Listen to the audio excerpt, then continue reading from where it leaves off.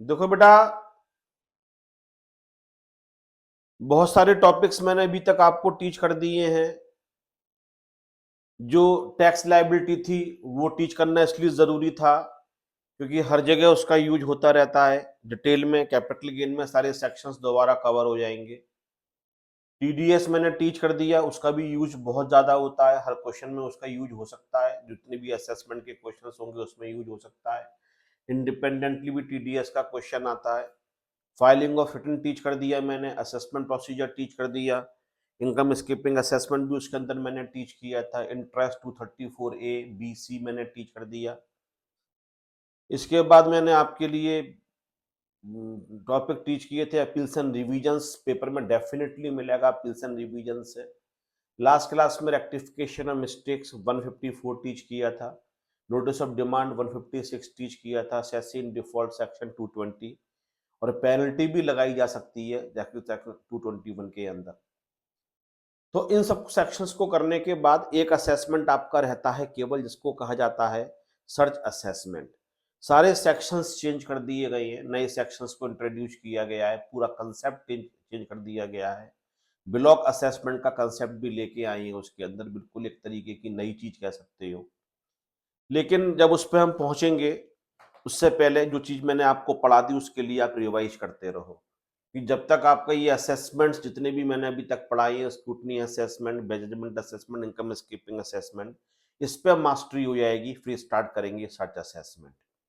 बड़ा टॉपिक है search assessment, उसके अंदर बहुत सारे नोटिस वगैरह जाते हैं, बहुत सारी पावर्स असेसिंग ऑफिसर के पास होती हैं। उसके बाद सर्च किया जाता है, सर्वे किया जाता है, फिर सर्च जो होती है उसके बेस पे असेसमेंट होता है। लेंदी प्रोसेस है, लंबा चैप्टर है, तसल्ली से करेंगे, आराम से करेंगे। शुरू करते हैं दूसरा पार्ट, जिसको कहा जाता है असेसमेंट ऑफ वेरियस एंटिटीज। इसको करने के लिए आपके लिए पांचों हेड्स का आना बहुत जरूरी है। तो सैलरी तो मैं मानता हूं कि आपको आता ही होगा, और सैलरी के अंदर जो छोटे मोटे अमेंडमेंट्स है वो मैं आपको बता दूंगा। बेसिकली एक तो पिछले साल रेंट फ्री अकोमोडेशन के अंदर अमेंडमेंट किया गया था। रेंट फ्री अकोमोडेशन के अंदर जो पॉपुलेशन पे बेस्ड हम देखते थे कितने परसेंट टैक्सेबल होता है अगर ओन्ड बाय एम्प्लॉयर है, तो वो चेंज कर दिया गया था। और फाइनेंस एक्ट 24 नंबर 2 ने क्या किया, अगर आप 115 बीएसई सबसेक्शन 1A मतलब न्यू रीजन के अकॉर्डिंग टैक्स ऑफर कर रहे हैं, तो जो डिडक्शन 50,000 रुपए का होता था उसको बढ़ा के 75,000 रुपीज कर दिया गया है। हाउस प्रॉपर्टी के अंदर एज सच कोई भी अमेंडमेंट नहीं है, हाउस प्रॉपर्टी का बड़ा क्वेश्चन आता भी नहीं है। बेसिक बातें बस आपको पता होनी चाहिए हाउस प्रॉपर्टी की कि 30% माइनस होता है स्टैंडर्ड डिडक्शन। जब भी आप जीएवी निकाल लेते हो, ग्रॉस एनुअल वैल्यू, जनरली तो आपको रेंट दे रखा होगा वही जीएवी बन जाएगी। वैसे तो 3 एक्सपेंडिचर्स माइनस होते हैं, म्युनिसिपल टैक्स माइनस होता है जो कि पेमेंट बेसिस पे माइनस होता है। पेमेंट बेसिस पे माइनस होने का मतलब हो गया 31 मार्च 2025। अगर प्रीवियस ईयर 24-25 है तो 31 मार्च 25 तक अगर पे कर दोगे तभी बेनिफिट मिलेगा। बैलेंस को बोलेंगे नेट एनुअल वैल्यू, उसमें से दो डिडक्शंस माइनस करते हैं 24A and 24B। 24A 30% of NAV, ये और किसी भी फैक्टर पर डिपेंड नहीं करता है। सरकार ये मानती है कि जो भी एक्सपेंडिचर्स आपने किए होंगे कम या ज्यादा डज नॉट मैटर, हम उसका एक फिक्स्ड आपको बेनिफिट देने के लिए तैयार है 30% ऑफ एनएबी। फिर माइनस होता है interest under section 24 sub section B, interest on borrowed capital. हालांकि generally interest on borrowed capital मैंने कभी देखा नहीं कि फाइनल में पूछा गया हो, लेकिन तब भी आपको पता है करंट ईयर का इंटरेस्ट निकाल लेते हैं और फिर प्री कंस्ट्रक्शन पीरियड का निकालते हैं। प्री कंस्ट्रक्शन पीरियड जिस ईयर में कंस्ट्रक्शन पूरा होता है, मकान को खरीदते हो, उस ईयर से पहले वाले पीरियड को कहते हैं प्री कंस्ट्रक्शन पीरियड। अगर किसी को बाई चांस मन है कि हम हाउस प्रॉपर्टी एक बार रिवाइज कर लेते हैं, तो मेरी जो यूट्यूब चैनल है सौरभ बंसल टैक्स क्लासेस, उस पर मैंने पूरा हाउस प्रॉपर्टी डाला हुआ है, वहां पे जाके देख सकते हो। अदरवाइज अगर बेसिक पता है तो आपका काम आराम से चल जाएगा, उतनी तो आप मेमोरी रिकॉल कर सकते हो। इसके बाद 3 चैप्टर्स आते हैं, कैपिटल गेन, पीजीबीपी और अदर सोर्सेज। इनका बहुत ज्यादा यूज होगा, सबसे ज्यादा यूज होगा, क्योंकि सैलरी का यूज तो तभी हो सकता है जब असेसी इंडिविजुअल हो। लेकिन अगर क्वेश्चन कंपनी का आता है, फर्म का आता है, ईओपी बीओआई का आता है, तो उसमें सैलरी का तो यूज ही नहीं है। सैलरी इनकम हो ही केवल इंडिविजुअल की सकती है, इसलिए सैलरी पे बहुत ज्यादा एम्फेसिस नहीं किया जाता है फाइनल के अंदर। हाउस प्रॉपर्टी इजी चैप्टर है इसलिए उसको नहीं पढ़ाया जाता, ये मानते जो इंटर में पढ़ा था वो सफिशियंट था। लेकिन ये 3 चैप्टर जो हैं, जिसको कहते हैं हम लोग कैपिटल गेन और पीजीबीपी और अदर सोर्सेज़, इनका बहुत यूज़ होगा। कोई भी एसएससी हो, ये 3 इनकम किसी की भी हो सकती है। Individual, HUF, firm LLP, company, EOP, BOI, artificial juridical person. ये 3 इनकम किसी भी एसएससी की हो सकती हैं। इसके अंदर बिज़नेस इनकम तो मेन होती ही होती है। अदर सोर्सेज़ भी होती रहती है, आपको इंटरेस्ट इनकम हो रही है, आपको डिविडेंड इनकम हो रही है, फिर और भी बहुत सारी आपको इंटरेस्ट इनकम होती हैं, उनका बीच-बीच में ज़िक्र करते रहेंगे थोड़ा-थोड़ा सा। लेकिन जो मेन 2 हेड मैं टीच करूँगा, कैपिटल गेन और पीजीबीपी। पीजीबीपी में कुछ नए सेक्शंस मिलेंगे जो आपने इंटर में नहीं किए होंगे, और जो सेक्शंस किए होंगे उनको एडवांस तरीके से किए जाएगा। पीजीबीपी पिलर है आपके सीएमए फाइनल में पास होने का। कोई भी असेसमेंट करोगे, जब तक पीजीबीपी नहीं आता है तब तक वो नहीं कर पाओगे। और कैपिटल गेन का भी बहुत ज्यादा यूज होगा। कैपिटल गेन का यूज इंडिपेंडेंटली भी होगा, किसी क्वेश्चन के संग मर्ज करके भी दे देंगे वो साथ साथ। और पीजीबीपी इसलिए भी, वो कैपिटल गेन इसलिए भी जरूरी है कि कैपिटल गेन के अंदर टैक्स के स्पेशल रेट्स दे रखे होते हैं। कैपिटल गेन का क्वेश्चन कई बार इंडिपेंडेंटली भी आता है, मैं करवाऊंगा तो आपको लगेगा हाँ सर सही कह रहे थे। इंडिपेंडेंटली जो कैपिटल गेन पे बेस्ड होगा, फिर किसी भी असेसमेंट के संग मर्ज करके भी दे सकते हैं वो, जैसे कि कंपनी का असेसमेंट है, वहां भी छोटा सा पॉइंट डाल दिया, या किसी भी एलएलपी के असेसमेंट में छोटा सा पॉइंट कैपिटल गेन का डाल दिया। फिर जितने भी टैक्स के स्पेशल रेट्स होते हैं उसमें से बहुत सारे कैपिटल गेन चैप्टर के अकॉर्डिंग है। जैसे कि आपका शॉर्ट टर्म 111A हो गया, वो कैपिटल गेन जो एक स्पेसिफिक होता है शॉर्ट टर्म, उस पर लगाया जाता है। लॉन्ग टर्म पे तो लगता ही हमेशा स्पेशल रेट है 112 के अंदर। अगर लिस्टेड सिक्योरिटीज को, लिस्टेड शेयर्स को आपने सेल किया है और खरीदते और बेचते समय एसटीटी पे किया है, तो फिर स्पेशल रेट्स उधर 112A में गिवन है। वैसे तो स्पेशल रेट्स बहुत सारे होते हैं, जैसे कैजुअल इनकम पे भी स्पेशल रेट्स होता है, विनिंग्स फ्रॉम ऑनलाइन पे भी स्पेशल रेट्स होता है, जो अनडिस्क्लोज इनकम होती है उस पर भी स्पेशल रेट्स आपके लिए लगाया जाता है। चैरिटेबल ट्रस्ट में भी एक स्पेशल रेट्स दे रखा है। एक ट्रांसफर ऑफ कार्बन क्रेडिट्स होता है, उस पर स्पेशल रेट्स होता है। एक रॉयल्टी खास तरीके की होती है, उस पर भी स्पेशल रेट्स होता है। तो स्पेशल रेट्स के तो बहुत सारे सेक्शंस दे रखे हैं, लेकिन बेसिकली जो कुछ 3 सेक्शंस मेन है वो कैपिटल गेन के अंदर दे रखे हैं। एक तो 111A, एक 112, एक 112A। इसलिए कैपिटल गेन की वेटेज एकदम से बढ़ जाती है, और इन तीनों ही सेक्शंस के अंदर अमेंडमेंट है। लेकिन कैपिटल गेन में एक चैप्टर का बहुत यूज होता है जिसको गिफ्ट भी कहते हैं। एक सेक्शन 49 सब सेक्शन 1 पढ़ाऊंगा जब मैं कैपिटल गेन पढ़ाऊंगा आपके लिए। तो उसमें आता है कि अगर गिफ्ट दिया जाता है तो उसको ट्रांसफर नहीं माना जाता है, और how to compute the capital gain. उसमें केस याद करो, मैंने इंटर में आपको पढ़ाया था या कहीं और पढ़े थे तो आपको याद होगा, मंजुला जे शाह का केस भी मैंने आपको टीच किया था।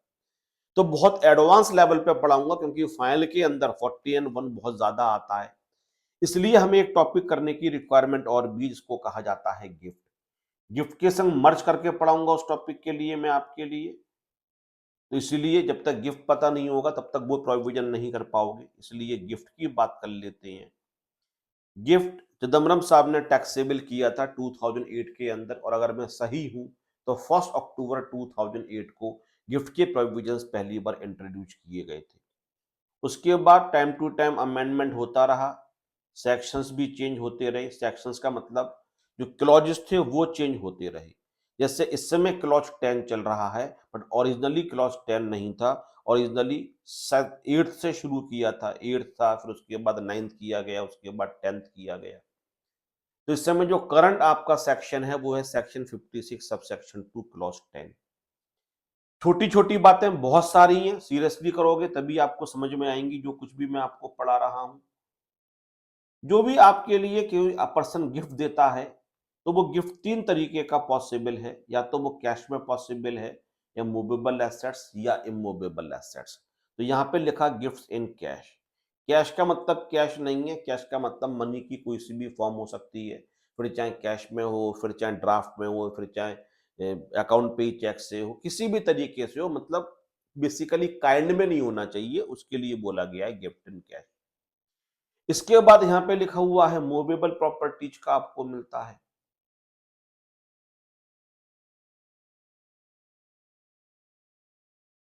और यहां लिखा हुआ है इमूवेबल प्रॉपर्टी।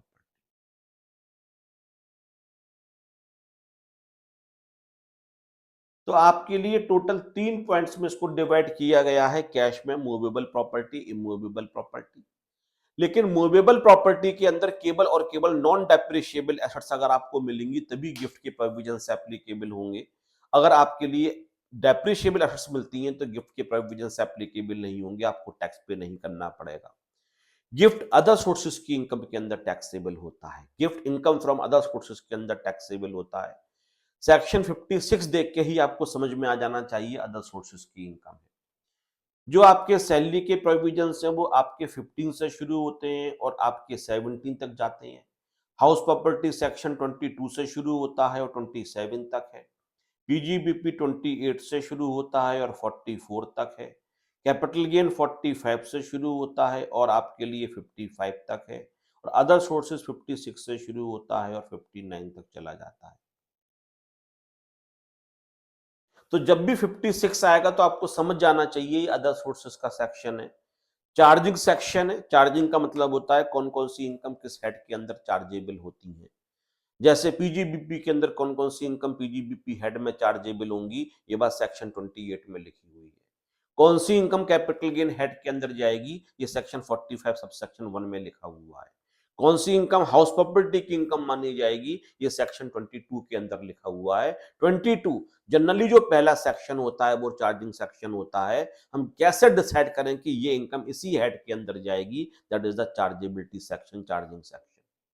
तो जैसे हाउस प्रॉपर्टी में लिखा हुआ है कि अगर 3 कंडीशन सेटिस्फाइड हैं तो उस इनकम को हम हाउस प्रॉपर्टी की इनकम मानेंगे। There must be a building और land appurtenant to it. assessee must be the owner of the house property. House is not used for the business and profession of the assessee. ये 3 condition लिखी हुई हैं। There must be a building और land appurtenant to it, एक building होनी चाहिए और अगर लैंड है तो बिल्डिंग के संग अटैच होना चाहिए। केवल लैंड नहीं होना चाहिए, अगर लैंड है तो बिल्डिंग के संग अटैच होना चाहिए। लैंड के ऊपर बिल्डिंग बनी।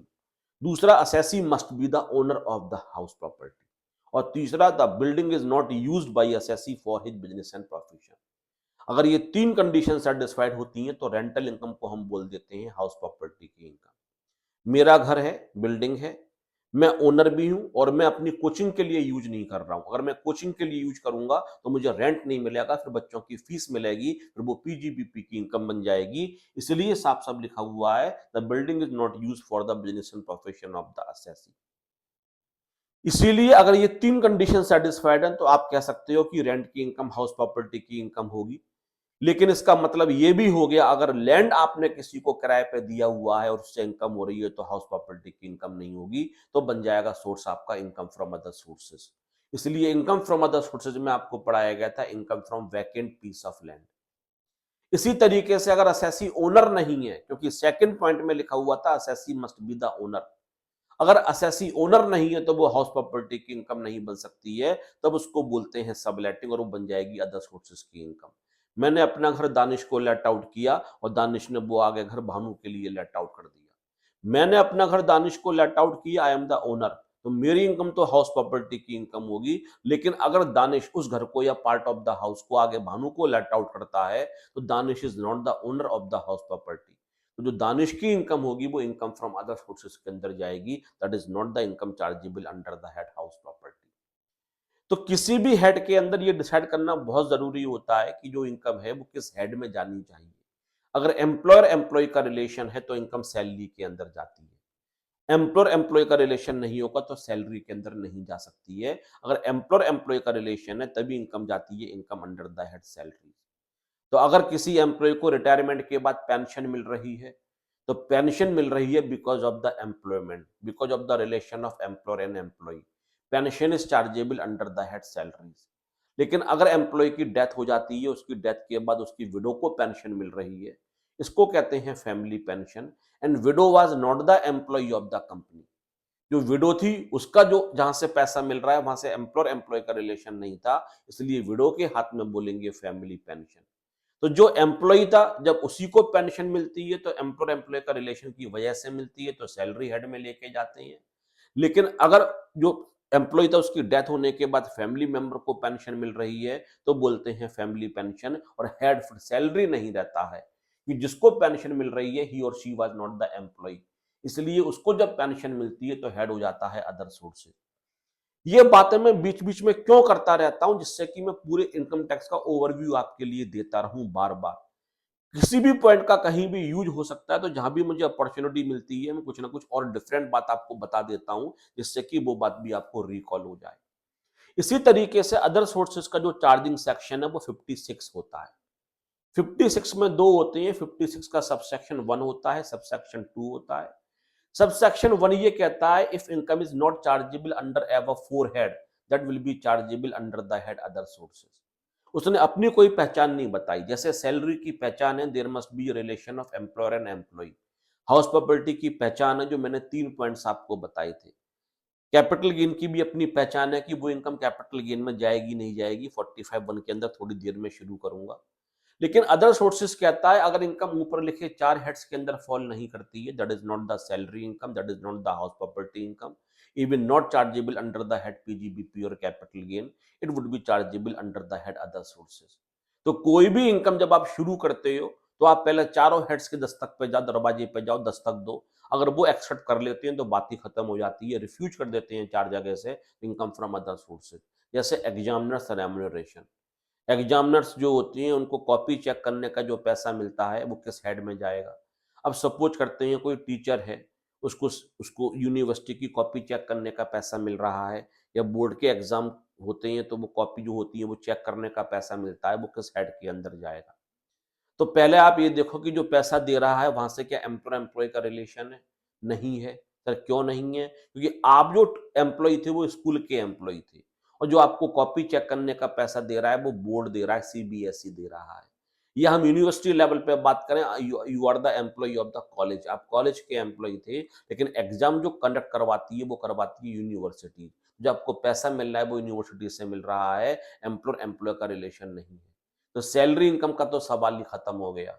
हाउस प्रॉपर्टी का सवाल भी नहीं है क्योंकि रेंटल इनकम नहीं है, पीजीबीपी की इनकम भी नहीं है, कैपिटल गेन की भी नहीं है, और 4 जगह से आपको ना मिलता है, इसका मतलब ये इनकम टैक्सेबल हो जाएगी अदर सोर्सेज के अंदर।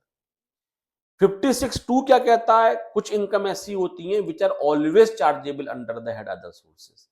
56(2) में लिखा गया है word always. Certain incomes are always chargeable under the head other sources. उनके लिए आपको 4 हेड्स के पास जाके ये नहीं पूछना है कि हम आपके अंदर आ सकते हैं क्या, आप हमें एक्सेप्ट कर रहे हैं, नहीं। अगर ये 4 इनकम, कुछ सर्टेन इनकम्स हैं, 10-12 इनकम हैं, तो वो हमेशा अदर सोर्सेज के अंदर ही जाएंगी। जैसे अगर डिविडेंड मिलता है आपके लिए किसी भी कंपनी से, तो नो नीड टू 56(1) लगाए हम ऊपर 4 हेड्स में जाएं। Dividend is always taxable under the head other sources. इसी तरीके से अगर आपके लिए इनकम लॉटरी गैम्बलिंग वगैरह की होती है, it is always chargeable under the head other sources. इसी तरीके से गिफ्ट एक इनकम ऐसी होती है, अगर गिफ्ट के प्रोविजंस एप्लीकेबल हो रहे हैं तो वो हमेशा ही अदर सोर्सेज की इनकम माना जाएगा, वो किसी और हेड में नहीं हो सकता है। बस एक छोटा सा एक्सेप्शन यहाँ पे क्रिएट हो जाता है, अगर एम्प्लॉयर एम्प्लॉय का रिलेशन होता है, एज ए पर्क दिया जा रहा है, तो वो सैलरी हेड में क्योंकि ऑलरेडी कवर हो चुका है तो उसको छोड़ दो, otherwise gift is always chargeable under the head other sources. इसलिए सबसेक्शन 2 लगाया गया। अब शायद आपको 2 हमेशा के लिए याद रह जाए। और 10 क्लॉज है क्योंकि बहुत सारी इनकम अदर सोर्सेज के अंदर जाती हैं, इसलिए सब 56(2) की हर इनकम, जो इनकम गई उनको अलग अलग करने के लिए क्लॉज के हिसाब से डिफ्रेंशिएट किया गया है। तो क्लॉज 10 इस समय करंट क्लॉज चल रहा है गिफ्ट का। तो गिफ्ट में अगर आपके लिए मूवेबल प्रॉपर्टीज मिल रही हैं तो वो सारी की सारी डेप्रिशिएबल नहीं होनी चाहिए, सारी की सारी एप्रिशिएबल होंगी तभी। जैसे कि इसके अंदर शेयर्स एंड सिक्योरिटीज लिखा हुआ है, इसके अंदर ज्वेलरी लिखा हुआ है, इसके अंदर बुलियंस लिखा हुआ है, इसके अंदर पेंटिंग्स लिखा हुआ है, आर्कियोलॉजिकल कलेक्शंस लिखा हुआ है, स्कल्पचर्स लिखा हुआ है, पेंटिंग्स लिखा हुआ है, वर्क ऑफ आर्ट आर्ट लिखा हुआ है। ये सब वो चीजें हैं जिनकी वैल्यू टाइम के संग बढ़ती चली जाती है। तो जब मैं आपके लिए पढ़ाऊंगा ये वाली चीजें कि मूवेबल, तो मूवेबल के अंदर शेयर्स लिखा हुआ है, सिक्योरिटीज लिखा हुआ है, ज्वेलरी लिखा हुआ है, आर्कियोलॉजिकल कलेक्शंस लिखा हुआ है, स्कल्पचर्स लिखे हुए हैं, पेंटिंग्स मैंने बोला था, ड्राइंग्स बोली थी, वर्क ऑफ आर्ट बोला था, और बुलियंस मैंने बोला था।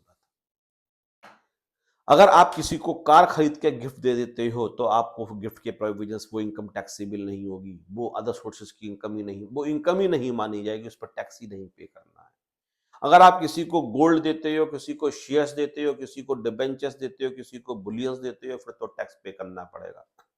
लेकिन अगर आप किसी के लिए एक बाइक खरीद के दे देते हो, एक कार खरीद के दे देते हो या एक घर का कोई ऐसी डेप्रिशिएबल एसेट्स जो फर्नीचर्स वगैरह खरीद के दे देते हो, किसी को अलमीरा खरीद के दे देते हो, तो जो जिसको गिफ्ट मिला उसकी इनकम नहीं मानी जाएगी, उसको टैक्स पे नहीं करना पड़ेगा। मुझे ऐसा लगता है फ्यूचर में डेप्रिशिएबल एसेट्स को भी इंक्लूड किया जाएगा। उसके लिए हम ये देखेंगे आज तक का डेप्रिसिएशन हटाने के बाद उसकी प्रेजेंट वैल्यू निकाल दो।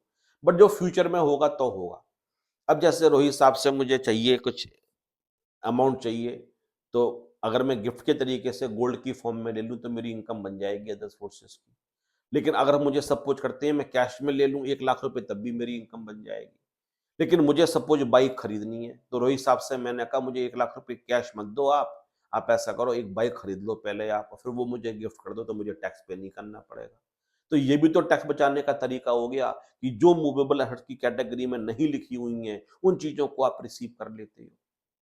तो गिफ्ट को टैक्सेबल किया ही इसलिए गया था कि बहुत सारे लोग क्या करने लगे थे, ट्रांजैक्शंस तो बिजनेस का होता था, ट्रांजैक्शंस तो किसी और हेड का होता था, बट गिफ्ट के तरीके से प्रेजेंट करते थे और इनकम टैक्स बचा लेते थे। इसलिए चिदम्बरम साहब ने गिफ्ट को भी टैक्सेबल किया।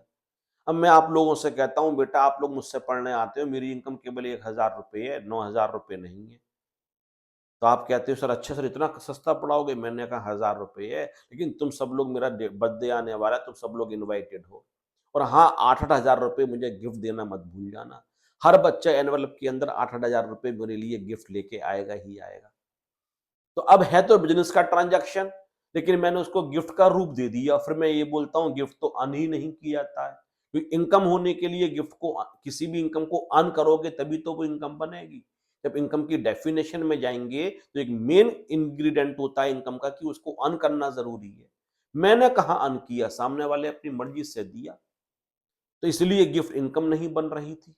तो स्पेसिफिकली 56(2) में लिख के इनकम बनाया गया कि ऐसे ट्रांजैक्शंस बहुत सारे निगाह में आने लगे। ये था तो बिजनेस का ट्रांजैक्शन, लेकिन गिफ्ट के तरीके से वो लिया जा रहा है टैक्स बचाने के लिए। तो फिर जब सब बच्चों को मैंने बुलाया और 8,000 रुपए का मैंने लिया, तो अब वो मैंने अर्न किया ये माना जाएगा, और जितना भी मुझे तुम सब बच्चों ने दिया होगा वो मेरे हाथ में 10 सोर्सेस की इनकम बना दी जाएगी। तो इसीलिए जो गिफ्ट के प्रोविजंस थे वो इसलिए बनाए गए कि बहुत सारे लोग ट्रांजैक्शंस को गिफ्ट के तरीके से रैपर में देते थे, और होता तो वो हाउस प्रॉपर्टी का ट्रांजैक्शंस या बिजनेस का ट्रांजैक्शंस या किसी और हेड का ट्रांजैक्शन।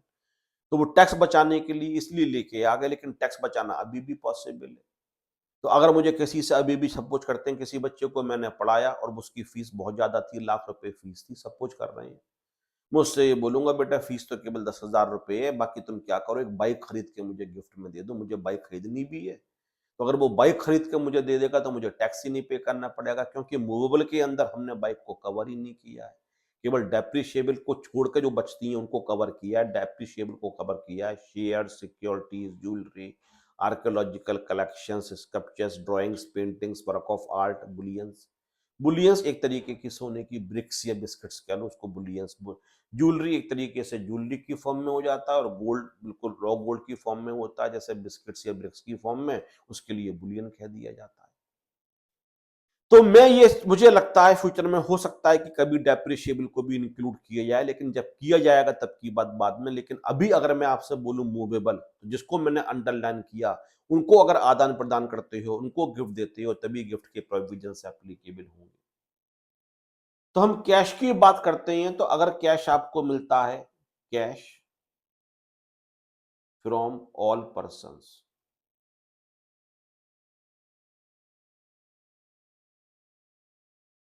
एग्रीगेट देखा जाएगा,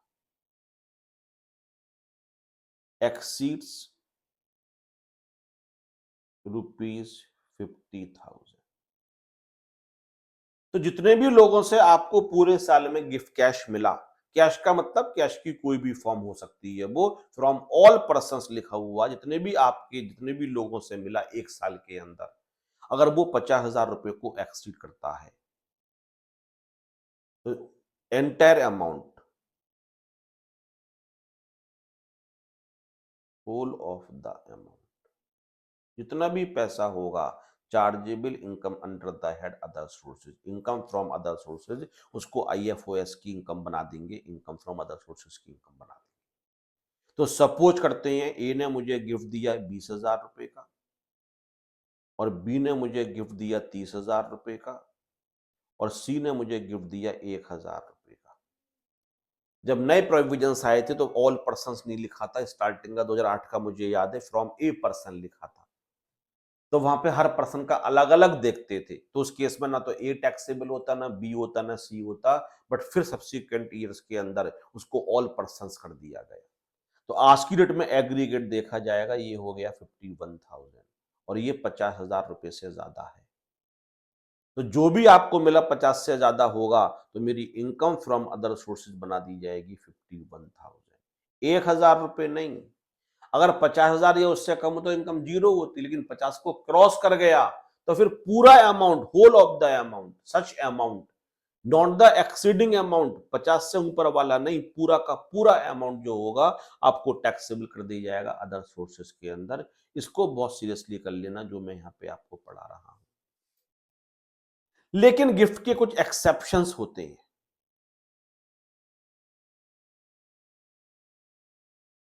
और जो गिफ्ट के एक्सेप्शंस हैं वो तीनों के लिए हैं।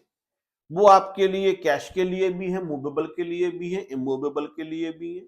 लेकिन क्योंकि मैंने आपको कैश पढ़ा दिए तो कैश के संग में एक्सेप्शन आपको पढ़ा रहा हूं। उसके अंदर जैसे पहला एक्सेप्शन है कि अगर आपको किसी रिलेटेड पर्सन से मिलते हैं, रिलेटिव से मिलता है, तो उस केस में आपको टैक्स पे नहीं करना पड़ेगा।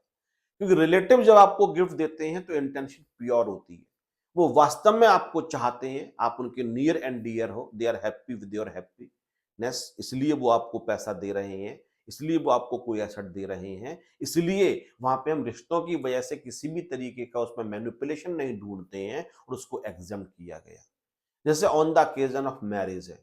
तो इस तरीके से कुछ पॉइंट्स लिखे हुए हैं जिनको मैं कहता हूं एक्सेप्शंस, जहां पे गिफ्ट के प्रोविजंस एप्लीकेबल नहीं होंगे। तो पहले एक बार उसको पढ़ लेते हैं, तब लौट के वापस यहां पे आएंगे।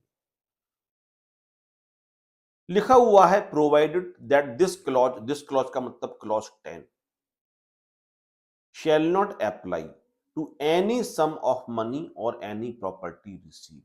अब प्रॉपर्टी चाहे मूवेबल हो चाहे इमूवेबल हो, कब ये प्रोविजंस एप्लीकेबल नहीं होंगे, जब किसी रिलेटिव से मिलेंगे तब।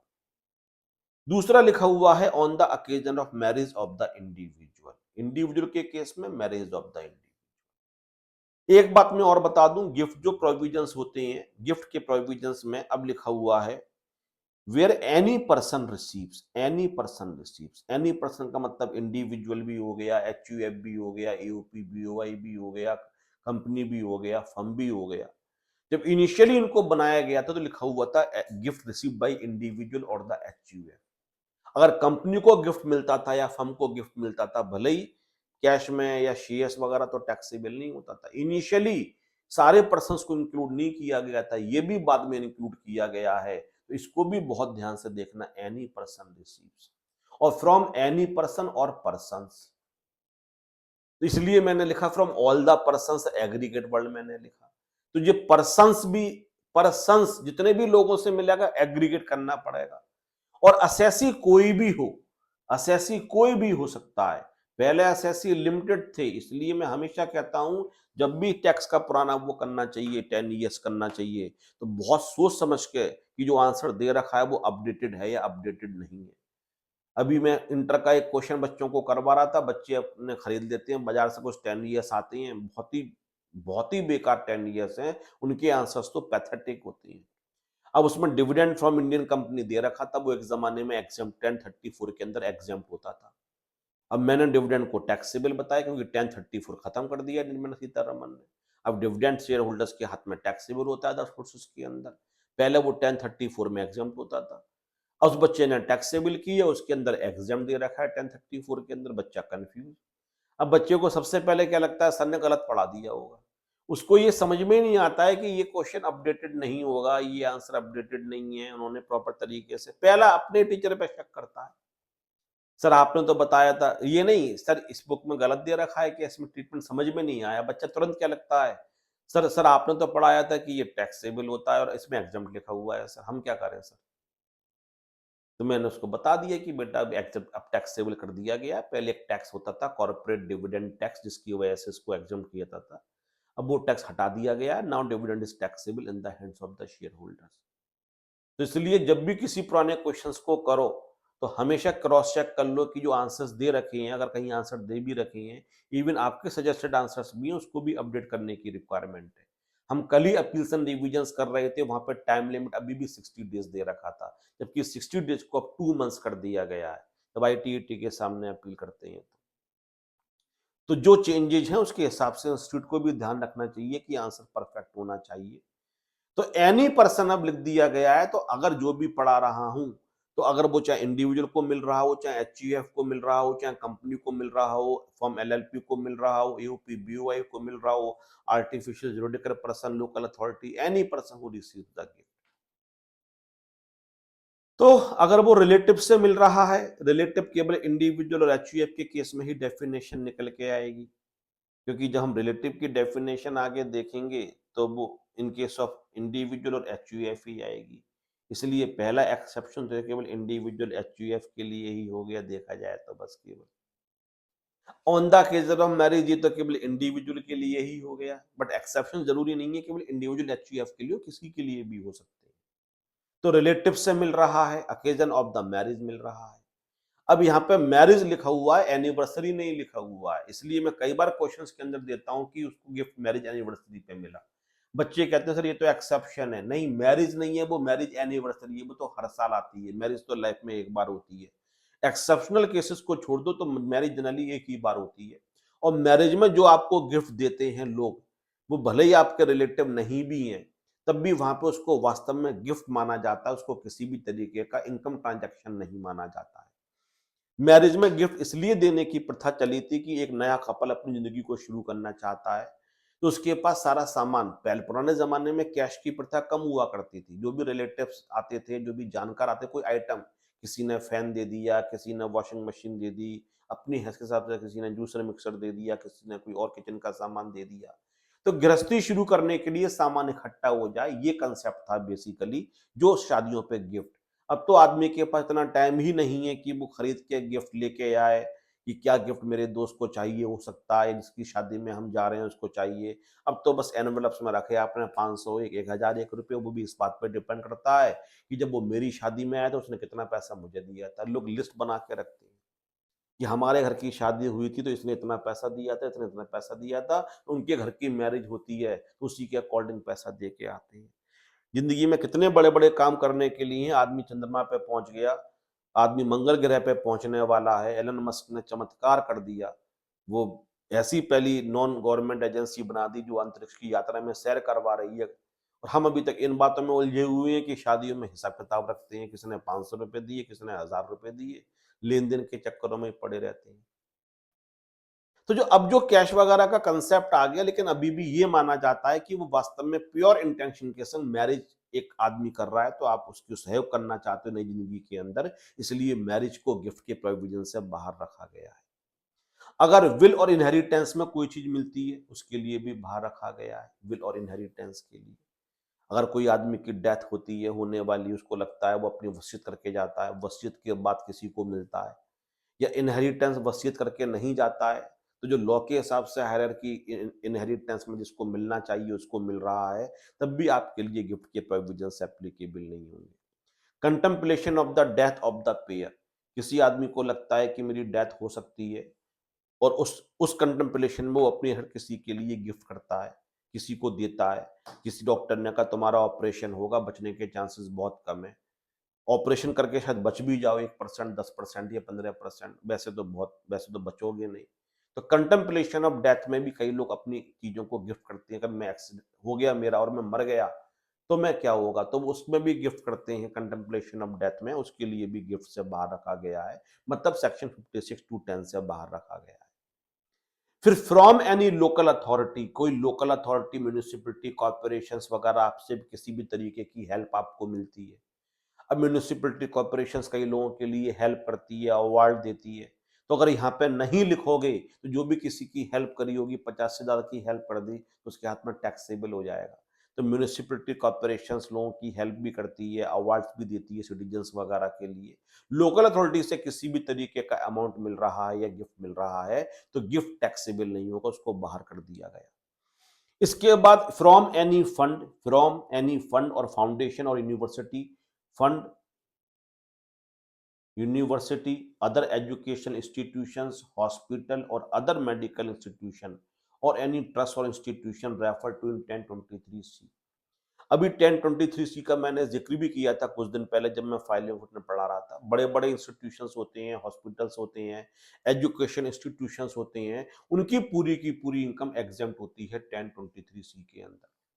सरकार बड़े बड़े इंस्टीट्यूशंस को 1023C में नोटिफाई कर देती है और एक बार 1023C के अंदर नोटिफाई हो जाते हैं तो आपकी इनकम पूरी की पूरी एग्जेम्प्ट हो जाती है। जो छोटे मोटे होते हैं उनको ट्रस्ट बोला जाता है, उनके लिए अप्लाई करना पड़ता है 12AB के अंदर की हमें रजिस्ट्रेशन दे दो, और जब 12AB के अंदर वो रजिस्टर्ड होते हैं तब उनके लिए एग्जम्पशन दिया जाता है। लेकिन बड़े बड़े एजुकेशन इंस्टीट्यूशंस, हॉस्पिटल्स वगैरह होते हैं, वो पर्पज ही समाज सेवा के लिए बनाई जाती है। सरकार उनको ऑलरेडी नोटिफाई कर देती है और उनकी इनकम 1023C के अंदर ऑलरेडी एग्जम्प्ट हो जाती है। लेकिन अगर मैं कोई एक ट्रस्ट बनाता हूं, सपोज करते हैं मुझे समाज सेवा करनी है, तो मुझे क्या करना पड़ेगा, पहले 12AB के अंदर ट्रस्ट के तरीके से रजिस्टर्ड करवाना पड़ेगा, तब एग्जम्पशन का बेनिफिट मिलेगा। लेकिन एम्स हॉस्पिटल है, जैसे कि इतना बड़ा इंस्टीट्यूशन है, जैसे IIT हो गया, इतना बड़ा एजुकेशन इंस्टीट्यूशन है, इनको सरकार ने 1023C में नोटिफाई कर रखा है और इनकी ये भी एक तरीके के ट्रस्टी हैं, ये भी एजुकेशन प्रोवाइड कर रहे हैं, हेल्थ हेल्थ सर्विसेज प्रोवाइड कर रहे हैं, तो इनकी इनकम 1023C के अंदर एग्जम्प्ट होती है। तो वो फंड, वो एजुकेशन इंस्टीट्यूशंस, वो हॉस्पिटल्स जिनकी इनकम एग्जम्प्ट होती है 1023C के अंदर, जो नोटिफाई हैं, अगर उनसे किसी भी तरीके का गिफ्ट मिल रहा है, किसी भी तरीके की हेल्प मिल रही है, तो अगर हॉस्पिटल से आपको कुछ भी मिल रहा है या एजुकेशन इंस्टीट्यूट से आपको गिफ्ट कुछ भी मिल रहा है, तो उसके लिए हमने क्या किया, एग्जम्प्टेड कैटेगरी में डाला गया, उसको गिफ्ट के प्रोविजंस के तरीके से टैक्सेबल नहीं किया जाएगा। अरे नीचे लिखा ही हुआ है, अगर किसी ऐसे ट्रस्ट से मिलता है जो 12AA और 12AB के अंदर रजिस्टर्ड है। जो भी ट्रस्ट होते थे चैरिटेबल रिलीजियस ट्रस्ट पहले 12AA के अंदर होते थे, अब 12AA को रिप्लेस कर दिया है 12AB ने। बट 12AA अभी इसलिए लिखा जा रहा है जो ऑलरेडी 12AA के अंदर ऑलरेडी रजिस्टर्ड थे। तो जब तक वो 12AB के अंदर नहीं आ रहे हैं, कन्वर्ट नहीं हो रहे हैं, तब तक तो वो 12AA के अंदर ही माने जाएंगे।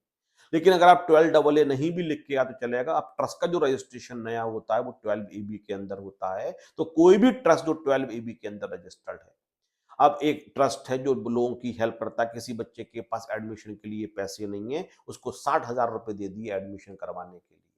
अब ट्रस्ट ने पढ़ने के लिए 60,000 रुपए दिए, अगर उसको इस कैटेगरी में नहीं डालते, उसके हाथ में अदर सोर्सेज की तरीके से टैक्सेबल हो जाता वो 60,000 रुपए। तो ट्रस्ट ने अगर किसी को पैसा दिया हुआ या किसी भी तरीके का जो इमूवेबल या मूवेबल दिया हुआ है, तो गिफ्ट के प्रोविजंस एप्लीकेबल नहीं करेंगे, क्योंकि ट्रस्ट इनकम टैक्स डिपार्टमेंट से ऑलरेडी रजिस्टर्ड है। और वो ये बात श्योरिटी है कि जो वो गिफ्ट दे रहा है वो बिजनेस का ट्रांजैक्शन नहीं है, वो वास्तव में समाज सेवा या धर्म की सेवा के लिए ही दिया जा रहा है, इसलिए वहां पे गिफ्ट के प्रोविजंस नहीं लगाए जाएंगे। तो ऊपर जहां भी लिखा हुआ था वहां लिखा हुआ था किस किस से मिलता है, फ्रॉम फ्रॉम फ्रॉम फ्रॉम। लेकिन नीचे जो दो लिखे हुए हैं उसमें बाई लिखा हुआ है, मिला किसको, ये लिखा हुआ है बाई एनी फंड और ट्रस्ट और इंस्टीट्यूशन और यूनिवर्सिटी और अदर एजुकेशन इंस्टीट्यूशन जो 1023C के अंदर रेफर्ड है। तो ये जो 1023C है ये फ्रॉम में भी लिखा हुआ है और ये इसमें भी लिखा हुआ है, फ्रॉम में भी लिखा हुआ है और बाई में भी लिखा हुआ है। अगर किसी 1023 इंस्टीट्यूशन से मुझे मिलता है तो भी वो गिफ्ट में नहीं जाएगा, और मैं उनको गिफ्ट देता हूं तो भी उनके लिए एग्जाम्प्ट हो जाएगा। चाहे वो किसी को गिफ्ट दें चाहे उनको गिफ्ट मिले, दोनों केस के अंदर गिफ्ट के प्रोविजंस एप्लीकेबल नहीं होंगे। तो एक तरफ फ्रॉम लिखा हुआ है, एक तरफ बाई लिखा हुआ है। फिर इसके बाद लिखा हुआ है जो 47, इसको अभी नहीं करना है, बस पढ़ा रहा हूं मैं आपके लिए। कैपिटल गेन के सेक्शन 47 के अंदर बहुत सारे ट्रांजैक्शंस को ट्रांसफर नहीं माना जाता है, नॉट रिगार्डेड एज ट्रांसफर। और जिसको ट्रांसफर नहीं माना जाता है वहां पे ये गिफ्ट के प्रोविजंस एप्लीकेबल नहीं होते हैं, जो यहाँ पे सब कुछ लिखा हुआ है। थोड़ा सा मैं अभी आपको ब्रीफ कर दूं, थोड़ा सा समझा दूं। क्योंकि ये सब बातें हम बाद में करेंगे आखिरी पॉइंट पे, क्योंकि ये सब बातें दोबारा से कैपिटल गेन चैप्टर में कवर होने वाली हैं जो मैंने यहाँ पे लिखी। कैपिटल गेन होने के लिए जो 45 सबसेक्शन 1 चार्जिंग सेक्शन है, मैंने कहा था चार्जिंग सेक्शन सबसे पहले पढ़ना चाहिए। जैसे आपके लिए हाउस प्रॉपर्टी का 22 बोला, पीजीबीपी का 28 बोला, अदर सोर्सेज का 56 बोला। तो कैपिटल गेन जहां से शुरू होता है 45, उसका भी जो पहला सबसेक्शन है वो कहता है कैपिटल गेन होने के लिए दो बातें होना जरूरी हैं। एक तो कैपिटल एसेट होना जरूरी है और एक ट्रांसफर होना जरूरी है।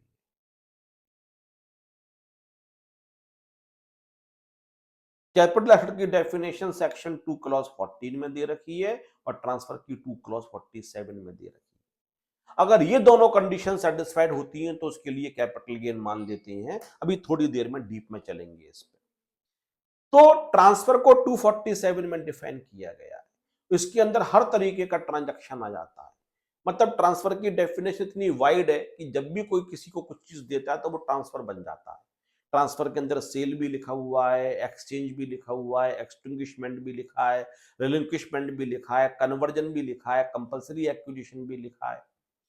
तो इन सब एक एक वर्ड्स को हम डिस्कस करेंगे कि एक्सचेंज का क्या मतलब है, सेल का क्या मतलब है, रिलिंक्विशमेंट का मतलब क्या है, एक्सटिंग्विशमेंट का मतलब क्या है, कन्वर्जन का मतलब क्या है। बट इतनी वाइड डेफिनेशन है कि इसके अंदर सब कुछ कवर हो जाता है। लेकिन सरकार ये चाहती है कि कुछ चीजों पे हमें कैपिटल गेन नहीं चाहिए। तो सरकार कैपिटल गेन नहीं चाहिए तो क्या करे? तो सरकार ने एक सेक्शन बनाया 47 और इसमें लिख दिया transactions not regarded as transfer. ये सरकार ने अपने हाथ में एक पावर रख ली, जब भी कैपिटल गेन माफ करना होता है तो उस ट्रांजैक्शंस को नॉटेड ट्रांसफर में डाल दिया जाता है, नॉट रिगार्डेड। कुछ लोग गलत बोलते हैं ट्रांसफर नहीं है। मैं कहता हूं नहीं, ट्रांसफर नहीं होता कैपिटल गेन एराइज ही नहीं होता। ट्रांसफर है लेकिन ट्रांसफर माना नहीं जाएगा। दोनों बातों में डिफरेंस है। लोग कहते हैं ये ट्रांसफर नहीं है इसलिए कैपिटल गेन नहीं है। ट्रांसफर नहीं होता तो फिर एक्सेप्शन में डालने की रिक्वायरमेंट ही नहीं होती। ट्रांसफर था बट सरकार को टैक्स नहीं लेना था, इसलिए उस ट्रांसफर को ट्रांसफर माना नहीं जाएगा। सरकार ने वर्ड लिखा है नॉट रिगार्डेड, हम उसको ट्रांसफर के तरीके से रिगार्ड नहीं देंगे। तो ये जो बहुत सारे लिखे हुए हैं इनको ट्रांसफर नहीं माना जाता है। तो इसमें जो लिखे हुए हैं इसमें अगर आपको गिफ्ट मिलेगा, सरकार को कैपिटल गेन नहीं चाहिए तो सरकार इसके ऊपर आपके लिए वो भी नहीं चाहती है अदर सोर्स स्कीम। जब कैपिटल गेन से ही बाहर निकाला गया कि कैपिटल गेन पे नहीं चाहिए, सरकार कहती है तो हमें फिर अदर सोर्सेज पे भी टैक्स नहीं चाहिए, क्योंकि अगर कैपिटल गेन में नहीं जाएगा तो अदर सोर्स के अंदर चला जाएगा। ट्रांसफर से बाहर निकाल दिया आपने तो कैपिटल गेन से तो बाहर निकल गया, लेकिन हो सकता है अदर सोर्स के अंदर फॉल कर जाए। अब एचयूएफ का पार्टीशन हुआ, partition of the HUF, total या पार्शियल। अब एचयूएफ के पार्टीशन के बाद हर मेंबर्स के लिए कुछ ना कुछ एसेट्स गई, शायद कैश भी गया हो, मूवेबल भी गया हो, इमूवेबल भी गया हो। तो एचयूएफ के पार्टीशन पे सरकार कैपिटल गेन नहीं मांगती है एचयूएफ से। जैसे एचयूएफ ने एक बिल्डिंग 10 लाख रुपए की खरीदी, अब जिस समय पार्टीशन हुआ उस समय एफएमबी ज्यादा चल रही है, तो ये लॉजिक लगा सकते हैं कि डिस्ट्रीब्यूट करते समय एचयूएफ के लिए कैपिटल गेन निकालेंगे, क्योंकि कैपिटल एसेट भी है और साथ में ट्रांसफर भी हो रहा है। तो सरकार को पार्टीशन जो एचयूएफ का होता है वो इसलिए माना जाता है कि कई लोगों की ज्वाइंट प्रॉपर्टी थी, अब साथ में नहीं रह पा रहे हैं, अलग अलग हो रहे हैं। एचयूएफ का पार्टीशन पैसा कमाने की इंटेंशन से नहीं होता है, इसलिए एचयूएफ के पार्टीशन पे एचयूएफ का कैपिटल गेन नहीं निकाला जाता है, इसलिए पार्टीशन को नॉट ट्रांसफर की डेफिनेशन में डाल दिया गया। तो कैपिटल गेन तो नहीं होगा लेकिन गिफ्ट के प्रोविजंस तो एप्लीकेबल हो सकते हैं ना। इसलिए सरकार ने कहा कि अगर एचयूएफ का पार्टीशन हो रहा है तो एचयूएफ से जो भी मेंबर्स को मिलेगा, क्योंकि वो नॉट ए ट्रांसफर है, इसलिए यहां पे गिफ्ट के प्रोविजंस भी हम अप्लाई नहीं करेंगे, गिफ्ट के प्रोविजंस भी एप्लीकेबल नहीं। इसी तरीके से अगर किसी any transfer of a capital asset by company to subsidiary company, अगर होली ओन सब्सिडरी कंपनी होती है, होली ओन लिखा है, पेरेंट कंपनी और its nominee hold the whole of the share capital of the subsidiary, और सब्सिडरी कंपनी इंडियन कंपनी होती है, तो जब भी होल्डिंग कंपनी सब्सिडरी कंपनी को एसेट को ट्रांसफर करती है तो मैं आपको बताऊंगा बेटा इस पे कैपिटल गेन नहीं निकालेंगे क्योंकि इसको ट्रांसफर नहीं माना गया। जब आपके पास पूरा का पूरा पावर ही है, 100% शेयर कैपिटल आप ही के पास है, तो आप एक तरीके को एसेट दे रहे हो तो अपने को ही दे रहे हो देखा जाए तो इसको हमने कैपिटल गेन से बाहर रखा। होल्डिंग कंपनी सब्सिडरी कंपनी को कुछ भी प्रोवाइड करती है तो हम कैपिटल गेन नहीं निकालते। अब कैपिटल गेन से आपने बाहर कर दिया, लेकिन होल्डिंग ने सब्सिडरी कंपनी के लिए दिया, और सपोज करते हैं जो दिया वो मूवेबल एसेट्स हैं, वो शेयर्स हैं या डिबेंचर्स हैं या गोल्ड है, तो फिर वो अदर सोर्सेस के अंदर तो टैक्सेबल हो जाएंगे। तो सरकार को अदर सोर्सेस के प्रोविजंस भी नहीं लगाने थे, इसलिए अदर सोर्सेस के एक्सेप्शन में भी डाल दिया। यू गेटिंग माय पॉइंट जो मैं कहना चाहता हूं? तो 47 के अंदर बहुत सारे ट्रांजैक्शंस को हम ये कहते थे ये ट्रांसफर नहीं है, क्योंकि हमें कैपिटल गेन की इनकम रेज नहीं करनी थी। तो कैपिटल गेन से तो बच के कहीं पर वो अदर सोर्सेस के अंदर कवर नहीं हो जाए, तो उनमें से बहुत सारे ट्रांजैक्शंस को यहाँ पे लिख दिए, इतने सारे लिख दिए गए। पिछले साल तक मैंने नहीं लिखे थे, अब यहाँ पे क्यों लिख दिए? क्योंकि जब मैं आपको पढ़ाऊंगा कैपिटल गेन तो मैं ये बताऊंगा देखो यहाँ पे ट्रांसफर नहीं है, और साथ में गिफ्ट के प्रोविजंस भी एप्लीकेबल नहीं होंगे।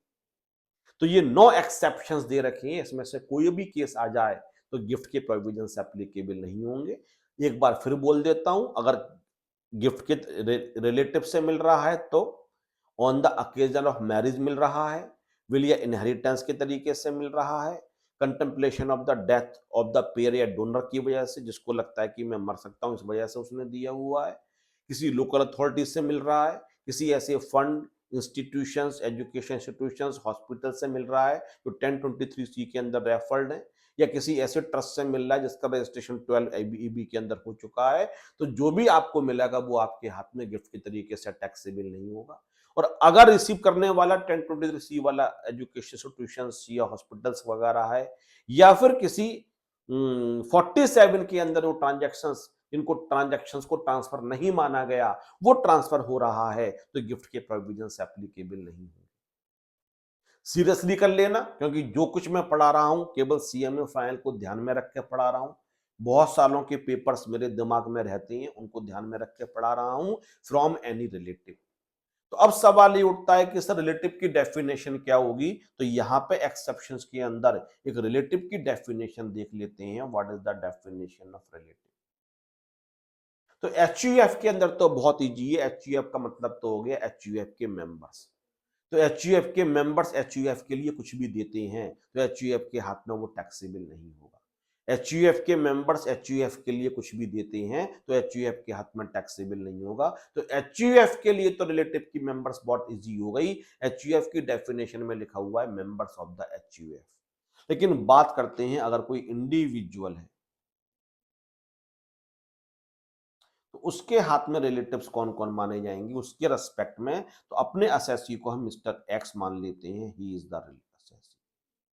मैं पहले यहाँ पे असेसी लिख देता हूं जिससे कि आपको कंफ्यूजन नहीं रहेगा। तो सबसे पहले एक्ट में लिखा हुआ है जो इसका स्पाउस होगा, स्पाउस, ये नंबर 1 पे लिखा हुआ है। जो जो स्पाउस होगा ही इज द रिलेटिव। फिर लिखा हुआ है brother and sister of the individual, ये नंबर 2 पे लिखी हुई है। फिर लिखा हुआ है brother and sisters of the spouse of the individual, brother and sister, ये दोनों नंबर 3 में लिखी हुई है। सर नंबर से याद करना है नहीं, लेकिन मैं बताना चाहता हूं किस तरीके से डेफिनेशन बताई गई है। फिर लिखा हुआ है brother and sisters of the parents of the individual. तो अब जो इसके पेरेंट्स हैं फादर और मदर, अभी इनको इंक्लूड नहीं किया जा रहा है, इनके भाई बहन को इंक्लूड किया जा रहा है, brother sisters and brother and sisters, और ये 4 नंबर पे लिखी हुई है। Brothers and sisters of the either parents of the individual, मतलब मामा मामी, वो मामा और मौसी हो गई, और बुआ और वो सॉरी बुआ और ताऊ चाचा हो गए। फादर के भाई को हम ताऊ या चाचा बोलते हैं, फादर की बहन को हम बुआ बोलते हैं, मम्मी के भाई को मामा बोलते हैं, मम्मी की जो बहन होती है उनको मौसी बोलते हैं। तो ये आपके लिए रिलेटिव्स की डेफिनेशन दे रखी है। इसके बाद लिखा हुआ है lineal ascendant and descendant of the individual. Ascendant और डिसेंडेंट, अब इनका नंबर आता है 5 और 6, 5 नंबर पे। फिर इनके भी आ जाएंगे, ग्रैंडफादर, ग्रैंडमदर, ग्रैंडफादर, ग्रैंडमदर, फिर इनके भी हो जाएंगे अगर इनके ऊपर वाले भी सर्वाइव कर रहे हैं। ये सब 5 नंबर में चले गए नेक्स्ट में। और डिसेंडेंट, सन, डॉटर, ये भी 5 नंबर पे लिखा हुआ है। असेंडेंट और डिसेंडेंट, इसका सन तो ग्रैंडसन, ग्रैंड डॉटर, डॉटर का ग्रैंडसन, ग्रैंड डॉटर, ये सब 5 नंबर पे लिखे हैं। और इनके बच्चे भी अगर हैं, जितनी भी पीढ़ियां हैं। फिर लिखा हुआ है ascendant descendant of the spouse of the individual. तो अब ये फादर मदर मतलब सास ससुर, ये 6ठे नंबर पे आ जाएंगे। फिर इनके सास ससुर के मम्मी पापा भी आ जाएंगे, मतलब इस वाइफ के भी। फिर इसके ऊपर वाले भी कोई जिंदा है तो वो भी आ जाएंगे। और जनरली जो डिसेंडेंट होंगे वो सेम ही रहेंगे, तो ये 5वें नंबर पे भी आ जाएंगे, 6ठे पे भी आ जाएंगे। हालांकि डिफरेंट हो सकते हैं, अगर स्पाउस चेंज हो गया है तो डिफरेंट हो सकते हैं। स्पाउस की अगर रीमैरिज करी है और पहली वाली वाइफ से थे तो भी वो माने जाएंगे, शादी के बाद तो माने जाएंगे वो भी। लेकिन जनरली डिसेंडेंट सेम होते हैं, हम ये मान के चल रहे हैं, सन डॉटर सन डॉटर। और फिर लिखा हुआ जितने भी ऊपर लोग लिखे हुए हैं सबके स्पाउसेस, इन सबके स्पाउसेस भी इसके अंदर आ जाएंगे। अब जैसे कि आपके लिए भैया हैं तो भाभी भी आ जाएंगी, और अगर बहन है तो जीजा भी आ जाएगा। अगर ब्रदर इन लॉ है उसकी वाइफ भी आ जाएगी, सिस्टर इन लॉ है उसकी इसका हस्बैंड भी आ जाएगा।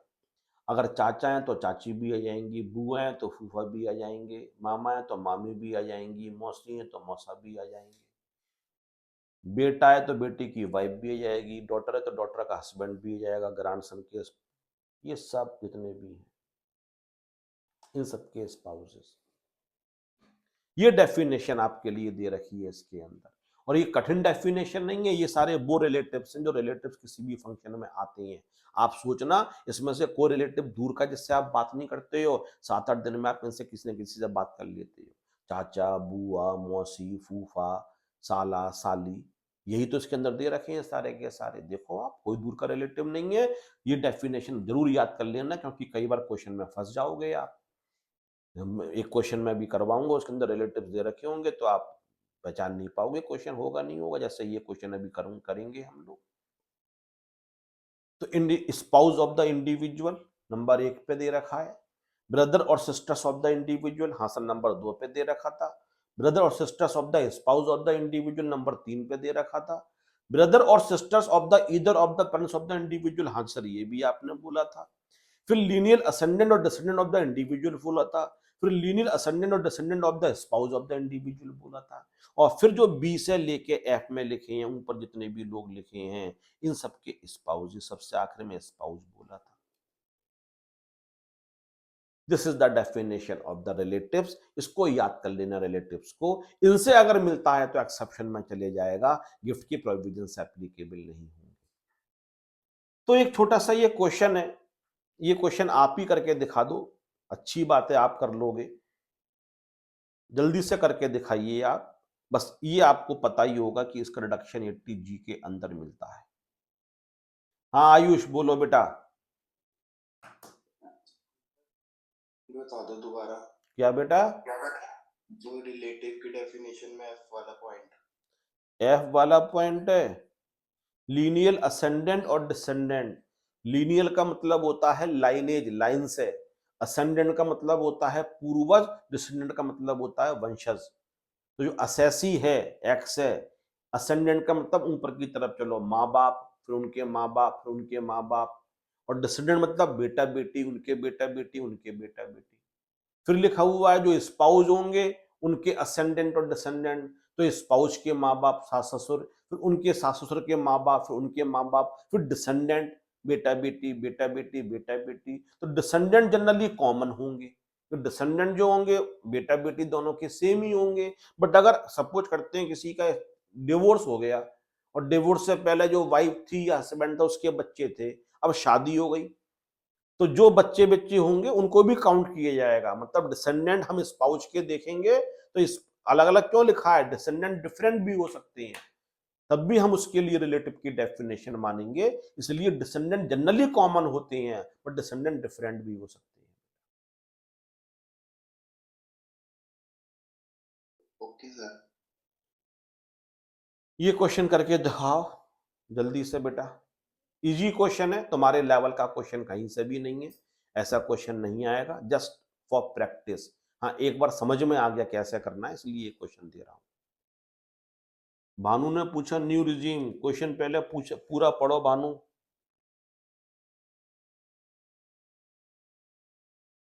मैं शुरू करता हूं बेटा, इसका आंसर निकालना। Taxable salary 249, PGPP 3 lakh, 1 lakh. Father से मिला तो गिफ्ट में कवर नहीं होगा, ब्रदर और ग्रैंडफादर गिफ्ट माना जाएगा और कजिन भी गिफ्ट माना जाएगा। क्यों माना जाएगा? ग्रैंडफादर तो इंक्लूड है, ग्रैंडफादर के भाई इंक्लूड नहीं है, भाई केवल माँ बाप के इंक्लूड है। और cousin, cousin is not brother and sisters. Income tax में जो भाई बहन बोलते हैं वो रियल के लिए बोलते हैं, कजिन भाई बहन नहीं माने जाते हैं। तो ये जो पैसा मिला ये 55,000 रुपये हो गया, क्योंकि ये 50,000 रुपये को एक्सीड कर रहा है, इसलिए इनकम फ्रॉम अदर सोर्सेज हो जाएगी 55,000। फादर से मिला वो रिलेटिव में आते हैं, brother of grandfather is not a relative, cousin is not a relative.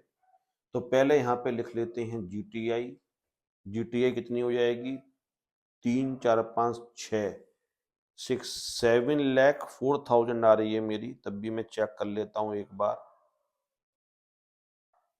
6,49,000 plus 55,000, 7,04,000। Deductions का बेनिफिट नहीं मिलता है न्यू रिजीम के अंदर, तो टोटल इनकम हो जाएगी 7,04,000।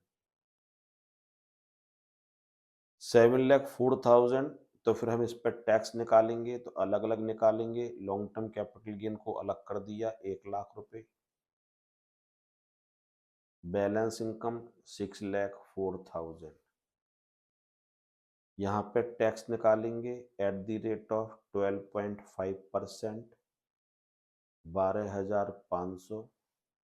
यहाँ टैक्स निकालेंगे तो 3,00,000 रुपीज तक 0% का 0 आ जाएगा, और फिर कर दिया गया है 4,00,000, तो 3,04,000 इसका 5%। तो 3,04,000 इंटू 5%, 15,200, तो 15,200। तो टोटल टैक्स हो जाएगा 15,200 प्लस 12,500, 27,700। यहाँ से माइनस कर देंगे रिबेट अंडर सेक्शन 87A। जो इनकम का डिफरेंस होगा उससे ज्यादा की रिबेट नहीं मिल सकती, उससे ज्यादा का टैक्स नहीं ले सकते हैं। 7,00,000 रुपए पे टैक्स 0 होता, तो 7,00,000 पे टैक्स क्योंकि जनरली 0 होता है, तो 7,00,000 जो डिफरेंस होगा वो माफ कर दी जाएगा। 27,700 माइनस 7,04,000 माइनस 7,00,000।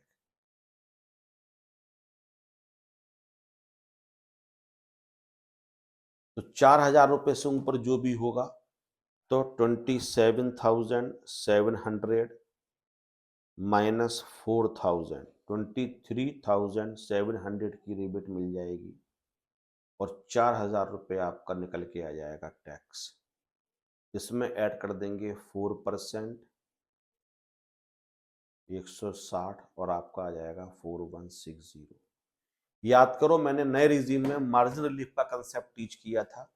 7,00,000 रुपए से ज्यादा इनकम अगर आपकी होती है, तो जो इनकम एक्सेस होती है आपकी, उससे ज्यादा का टैक्स पॉसिबल नहीं हो सकता है। तो आपका मैक्सिमम टैक्स पॉसिबल हो सकता है वो 4,000 रुपए का पॉसिबल हो सकता है, 4 से ज्यादा का टैक्स पॉसिबल नहीं हो सकता है। सरकार ये मानती है 7,00,000 रुपए तक टैक्स 0 होता है रिबेट की वजह से। तो 7,00,000 के ऊपर जो भी इनकम होगी उसकी वजह से जो टैक्स होगा वो इनकम से ज्यादा नहीं हो सकता है। तो 4,000 रुपए पे मैक्सिमम टैक्स कितना बैठेगा? 4,000 रुपए, इससे ज्यादा का नहीं हो सकता है। तो हमने 27,700 में से जो इनकम का डिफरेंस था वो माइनस कर दिया, 23,700 की हमने रिबेट दे दी, तो हमारा टैक्स आ गया 4,000। 4% हमने ऐड किया 160, तो हमारी टैक्स लायबिलिटी निकल के आती है 4160। ये आंसर सर क्यों गलत दे रखा है, ये हटाना यहाँ से रह गया, क्योंकि इस बार तो सारे रेट ही चेंज हो गए। लॉन्ग टर्म पे हो सकता है पहले 20% लगा होगा, अब तो 12.5 पर दिया है। रिबेट का कंसेप्ट भी नहीं था, इसलिए आंसर डिफरेंट होगा। सही आंसर निकल के आता है 4160। प्रैक्टिस बहुत ज्यादा जरूरी है, बहुत ज्यादा, एक्सट्रीमली। अभी मैं आपका डाउट बेटा जरूर लूंगा, लेकिन 1 मिनट रुक जाओ बस बेटा प्लीज। यहां पे जो बेटा दे रखा है, देखो लैंग्वेज देखो, जो 87A की लैंग्वेज है, provided that where the total income of the assessee is chargeable to tax under section 15 BAC and then the total income. पहले कह रहे हैं अगर आप इस सेक्शन को ऑप्ट करते हो and the total income does not exceed 7 lakh, the assessee shall be entitled to a deduction from the amount of income tax और 25,000 विच एवर इज लोअर। जो भी टैक्स निकल के आएगा वो, और 25,000 में से जो लोअर होगा उसको आपको दे दिया जाएगा रिबेट। अब बात करते हैं 7 लाख को एक्सीड करती है, तो लैंग्वेज देखना, exceeds ₹7 lakh and income tax payable on such total income, वो कितना निकल के आया था हमारा 27,700। and the income tax payable on such total income exceeds the amount by which total income कितनी निकल के आई थी 7,04,000 is in excess of 7 lakh. तो total income is in excess of 7 lakh मतलब कितनी है 4,000, और जो टैक्स है वो 4,000 रुपए को एक्सीड कर रहा है। लैंग्वेज का इंटरप्रिटेशन करना सीख गए तो बड़ा मजा आने वाला है आपको इस सब्जेक्ट के अंदर। Income tax payable exceeds the amount, अब ये अमाउंट निकालते हैं किसको, by which the total income is in excess of 7 lakh, मतलब अमाउंट निकल के आ गया 4,000। तो टैक्स पेबल अगर 4,000 रुपए को एक्सीड करता है तो क्या होगा, assessee shall be entitled to a deduction from the amount of income tax on is total income, तो उसको इनकम टैक्स में से रिबेट दी जाएगी। अब कितने की, amount equal to the amount by which income tax payable, दोबारा लिख लो 27,700 is in excess of the amount by which total income exceed 7 lakh मतलब 4,000। तो 27,700 4,000 रुपए से इतना भी एक्सीड कर रहा है उतने की आपको रिबेट दे दी जाएगी। इसलिए मैंने रिबेट कितनी निकाल दी, 27,700 माइनस 4,000 और 23,700 की आपको रिबेट दे दी। इस लैंग्वेज को समझो, वो क्या कहना चाह रहे हैं, वो यही कहना चाह रहे हैं 7 लाख के ऊपर जो इनकम होगी उससे ज्यादा का टैक्स पॉसिबल नहीं है। अब आते हैं उस क्वेश्चन पे जो मैंने तुम्हें करवाया, वो ये करवाया। तो रिबेट मैंने कैसे निकाली बेटा, मैंने पहले टैक्स पेबल लिख लिया और इनकम का डिफरेंस लिख लिया, ये 4,000 रुपए लिख लिया, और कितनी रिबेट आ गई, 23,700 रिबेट आ गई। जब 7 लाख रुपए तक टैक्स वो जीरो बोल रहे हैं, तो 7 लाख के ऊपर आपकी जो टैक्स इनकम बढ़ती है केवल 4,000, और टैक्स निकल के आ गया 27,700। 4,000 रुपए इनकम बढ़ने से 27,700 टैक्स पॉसिबल कैसे है? 4,000 रुपए पे मैक्सिमम कितना टैक्स पॉसिबल है, 4,000। तो 4,000 रुपए के ऊपर वाला पूरा का पूरा टैक्स माइनस कर देंगे, तो 23,700 माइनस किया तो टैक्स बच गया 4,000।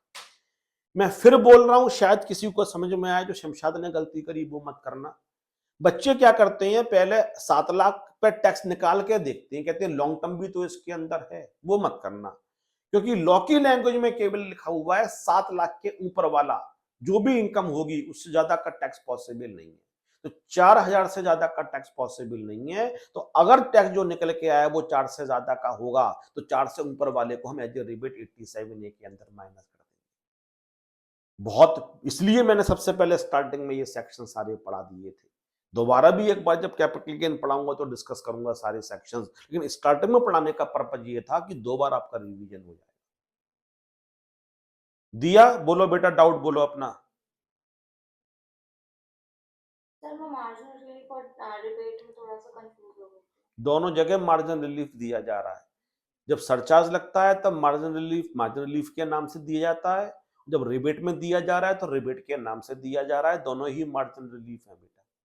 तुम ये मान लो जो वहां पे समझाया 7 लाख रुपए पर टैक्स नील होता है और 7,04,000 रुपए पे कितना है बेटा, 27,700, यही पढ़ाया था। तो वहां पे कितना था, 4,000, और टैक्स कितना हो गया, 27,700। 4,000 रुपए पे इतना टैक्स पॉसिबल नहीं है, तो मैक्सिमम कितना टैक्स पॉसिबल होगा, 100% के बराबर। तो टैक्स कितना हो गया, 4,000। ये कंसेप्ट में तब पढ़ाता हूं जब मार्जिनल रिलीफ पढ़ाता हूं। यहां पे लैंग्वेज थोड़ी डिफरेंट लिखी है, इसलिए डिफरेंट तरीके से थोड़ा सा दिया जा रहा है। This is the only difference. Sir एक चीज और डाउट थी, जो मैरिज पे हमें गिफ्ट वगैरह मिलेगा वो एग्जेम्प्ट हुआ, क्या, तो जो मैरिज पे हमें गिफ्ट वगैरह मिलेगा उनके हाँ वो टैक्स होगा। एग्जेम्प्ट होगा, उस पर टैक्स पे नहीं करना पड़ेगा। सर कई लोग क्या करते हैं कि मतलब अपनी शादी एक ही पर्सन से 4 बार 5 बार कर लेते हैं अलग अलग रीजन से, डिवोर्स तो देना उस केस में पड़ेगा आप। विदाउट गिविंग क्या, वो क्या करते हैं सर, बिना डिवोर्स दिए हुए भी कर लेते हैं कई बार लोग। उसी पर्सन से दोबारा, हाँ, तो इलीगल काम हो गया वो तो। तो फिर वहाँ पे एप्लीकेबल होगा या नहीं नहीं, होगा? बिल्कुल नहीं, टैक्सेबल हो जाएगा। हम्म, मैरिज, ठीक है। एक आदमी से जब तक आपने डिवोर्स नहीं दी तब तक दोबारा शादी नहीं हो सकती है। और ये तो हर रिलीजन की बात है, ये एक रिलीजन की बात ही नहीं है, तो हर रिलीजन के अंदर यही लिखा हुआ है कि एक आदमी को शादी तुम्हारी एक बार हो गई तो जब तक डिवोर्स नहीं दोगे तब तक दोबारा शादी नहीं हो सकती। तो आप एक शादी को दोबारा शादी कर रहे हो, पहले पहले आपने कोर्ट मैरिज कर ली, फिर आर्य समाज मंदिर में जाके शादी कर रहे हो, फिर घर पे फंक्शन करके शादी कर रहे हो। ये शादी के फंक्शंस हो सकते हैं, लेकिन ये बार बार और एक ही उसमें की जाएंगे ना, एक ही ड्यूरेशन में की जाएंगे ना। आप इस साल कोर्ट मैरिज कर रहे हो, अगले साल आर्य समाज मंदिर कर रहे हो, 3 साल के बाद फिर घर पे फंक्शन कर रहे हो, इसको तो मैरिज थोड़ी नहीं माना जाएगा बेटा, ये गलत हो गया। वो वो फिर आपके लिए मैनिपुलेशन हो गया, वो टैक्सेबल हो जाएगा, उसका बेनिफिट नहीं मिलेगा। हाँ, किसी रिलीजन में जैसे कि अगर एक से ज्यादा शादी अलाउड है और कोई आदमी दूसरी शादी कर रहा है पहले के रहते हुए, तब गिफ्ट एग्जेम्प्ट हो जाएगा, क्योंकि फिर वो शादी ही है, सेम पर्सन से नहीं है, दूसरे पर्सन से शादी की जा रही है। तो किसी रिलीजन में एक से ज्यादा शादी अलाउड है और दूसरे से शादी की जा रही है, तो गिफ्ट के प्रोविजन एप्लीकेबल हो जाएंगे। बट एक ही शख्स से अगर शादी कर रहे हो तो पहले डिवोर्स दो, प्रॉपर तरीके से कोर्ट के अंदर डिवोर्स जब मिल जाएगा तब दोबारा शादी करोगे तो दोबारा शादी मानी जाएगी, तो दोबारा एग्जम्पशन का बेनिफिट मिल जाएगा। किसी को टैक्स बचाना है बहुत सारा, तो ये तरीका हो गया, हस्बैंड वाइफ आपस म्यूचुअली कंसेंट से पहले डिवोर्स ले लें, उसके बाद दोबारा शादी कर लें। क्या फर्क पड़ता है, टैक्स तो बहुत सारा बचा ही लेंगे वो लोग। आते हैं वापस आते हैं, तो अब आते हैं मूवेबल प्रॉपर्टीज पे। लिस्ट जो थी वो मैंने आपके लिए बता दी, वो लिस्ट कौन कौन सी थी। एक तो shares, securities, jewellery, bullions, archaeological collections, sculptures, paintings, drawings, work of art, ये सारी एप्रिशिएबल एसेट्स हैं। एक दूसरी बात और शुरू करते हैं, यहां पे जो एसेट्स होनी चाहिए एज ए कैपिटल एसेट्स होनी चाहिए, कैपिटल एसेट्स। अगर स्टॉक इन ट्रेड के तरीके से ये चीजें आपको मिल रही हैं तो गिफ्ट के प्रोविजंस एप्लीकेबल नहीं होते हैं, क्योंकि स्टॉक इन ट्रेड के तरीके से अगर आप ये चीजें ले रहे हो तो जैसे ही आप बेचोगे तो जो भी टैक्स आपने बचाया था, जो भी इनकम को आपने बचाया था, वो दोबारा से आपके हाथ में टैक्सेबल हो जाएगी। कैपिटल एसेट वाला पॉइंट अभी पढ़ाऊंगा, लेकिन पहले प्रोविजन पढ़ा दूं। मैंने यहां पे लाइन ड्रॉ करी और मैंने यहां पे लिखा without consideration,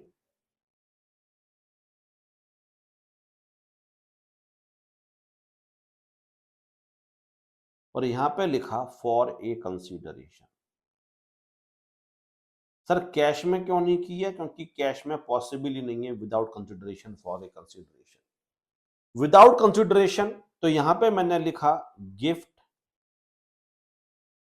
from all persons, gift from all persons.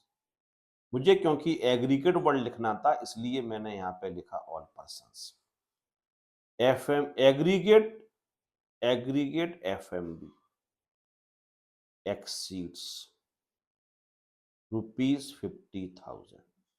जितने भी आपको गिफ्ट मिले उनकी जो एग्रीगेट आपकी एफएमबी थी, अगर वो 50,000 रुपए को एक्सीड कर रही है तो सच एफएमबी, जो भी एफएमबी होगी, that is chargeable income from other sources. क्या मतलब हुआ? मेरा एक फ्रेंड आता है ए, वो कहता है सौरभ मैं तुझे शेयर्स देना चाहता हूं। मैंने की बड़ी खुशी की बात है, और उसकी एफएमबी चल रही है 20,000। फिर मेरा एक फ्रेंड बी आता है, वो कहता है मेरे पास सौरभ ज्वेलरी है, मैं तुझे गिफ्ट देना चाहता हूं, और आज जब मैं गिफ्ट दे रहा हूं उसकी फेयर मार्केट वैल्यू 25,000 रुपये। एक मेरा फ्रेंड आता है, मुझसे कहता है सौरभ मैं तुझे बुलियन देना चाहता हूँ, छोटा सा एक, और बुलियन की जो उस समय फेयर मार्केट वैल्यू है वो 6,000 रुपये है, जो उसने बुलियन मुझे दिया। अब इन सबका टोटल कर लेते हैं तो ये हो गया 51,000, और क्योंकि ये 50,000 रुपए को एक्सीड कर गया तो मेरी इनकम फ्रॉम अदर सोर्सेज बना दी जाएगी 51,000। लेकिन फॉर ए कंसिडरेशन का मतलब क्या हो गया? यहां पे भी लिखा हुआ है फ्रॉम ऑल पर्संस,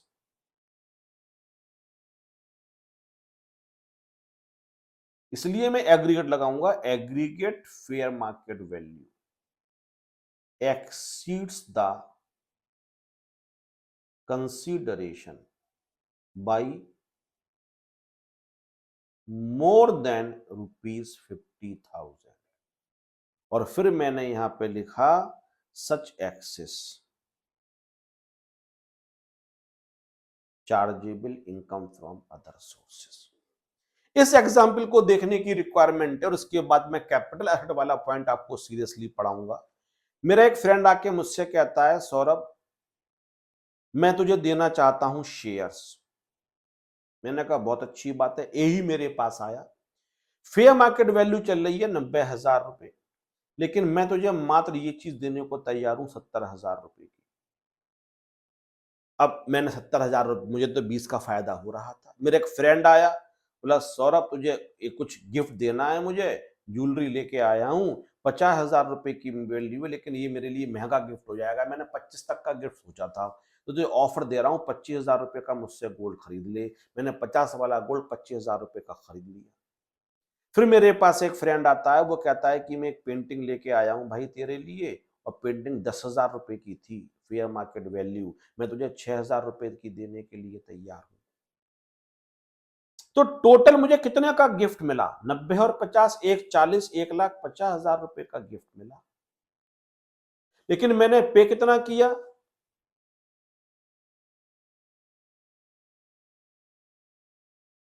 4,000 रुपए लिख देते हैं, 6 करना पड़ेगा बेनिफिट। तो कितना मैंने दिया? 99,000। 1,50,000 रुपए फेयर मार्केट वैल्यू थी, और मैंने अपनी जेब से पे कितना किया? 99,000। तो fair market value exceeds the consideration, minus कितना आ गया? 51,000 बाई मोर देन 50,000।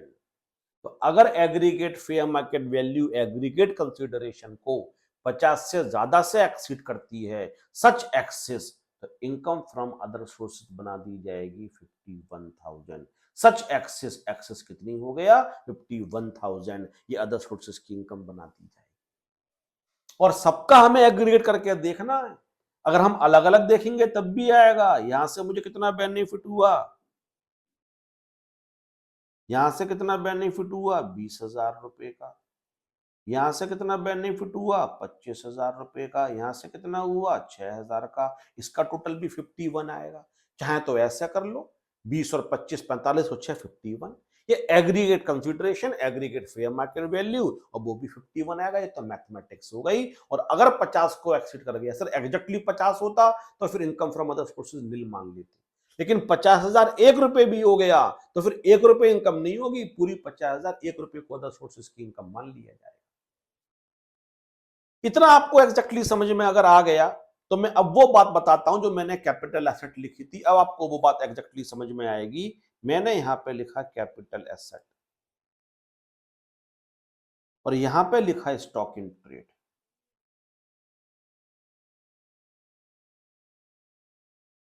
अब सपोज करते हैं मेरे फ्रेंड ने कहा सौरभ मेरे पास गोल्ड है जिसकी फेयर मार्केट वैल्यू दे रखी है 1 लाख रुपए, you are my best friend, तो तुझे ये चीज मैं केवल 40,000 रुपए की दे सकता हूं। मैंने ऑफर को एक्सेप्ट कर लिया, आई पेड 40,000, 1 लाख रुपए का गोल्ड मिल गया। तो मेरी 56 सबसेक्शन 2 क्लॉज 10 की इनकम कितनी हो जाएगी? 1 लाख माइनस 40,000, 60।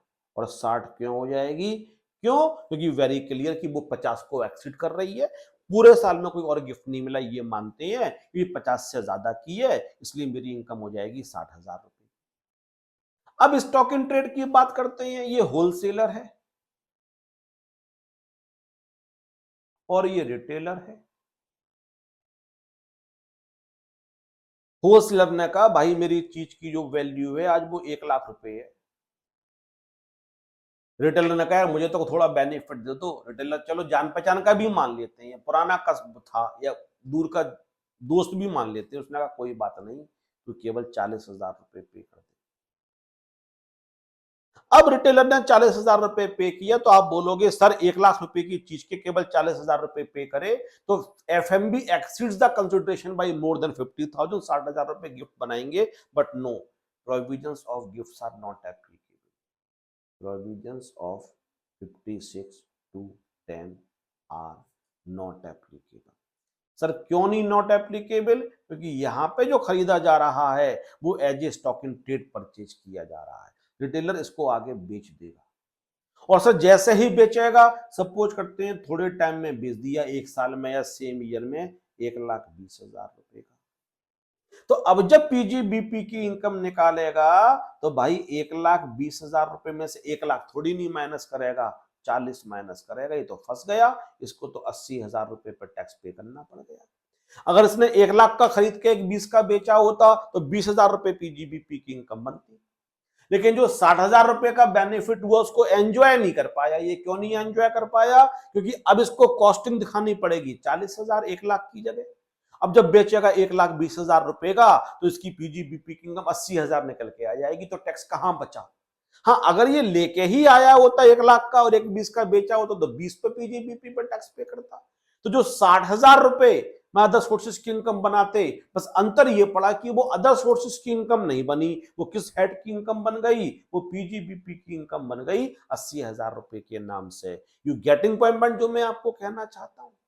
इसलिए मैंने यहां पे लिखा कि गिफ्ट के प्रोविजंस तभी एप्लीकेबल होंगे जब आप उस कैपिटल एसेट, उस मूवेबल प्रॉपर्टी या उस इमूवेबल प्रॉपर्टी को as a capital asset accept कर रहे हो। अगर उस चीज को आप as a token trade accept कर रहे हो, आप उस चीज का बिजनेस करते हो, तो गिफ्ट के तरीके से टैक्सेबल नहीं होगा, क्योंकि सूनर और लेटर वो इनकम आपकी पीजीबीपी के तरीके से टैक्सेबल हो जाएगी। ये सब बातें ध्यान रखना। सोचो मैं इतनी देर से पढ़ा रहा हूं, अभी गिफ्ट ही पूरा नहीं हो पाया, 1.5 घंटा होने पे आ गया। सर ये समझ में आ गया? अगर ये आपको समझ में आ गया तो इमूवेबल के अंदर भी यही होगा। अगर कोई बिल्डर है और बिल्डर ने मकान खरीदे और वो आगे बेचने के लिए खरीदे तो गिफ्ट के प्रोविजन एप्लीकेबल नहीं होंगे। अब आते हैं आखिरी पॉइंट पे, इमूवेबल प्रॉपर्टी, क्योंकि वहां पे जगह नहीं है तो मैं अलग से बताता हूं। इमूवेबल प्रॉपर्टी में गिफ्ट के प्रोविजंस क्या होंगे, तो यहां पे भी हम 2 केस कर देते हैं। पहला केस कर देते हैं विदाउट कंसिडरेशन, और दूसरा कर देते हैं for a consideration. Without consideration, if stamp duty valuation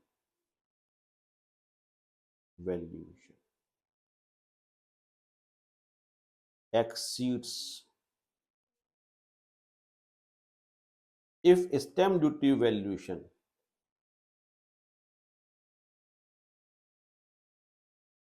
exceeds rupees 50,000,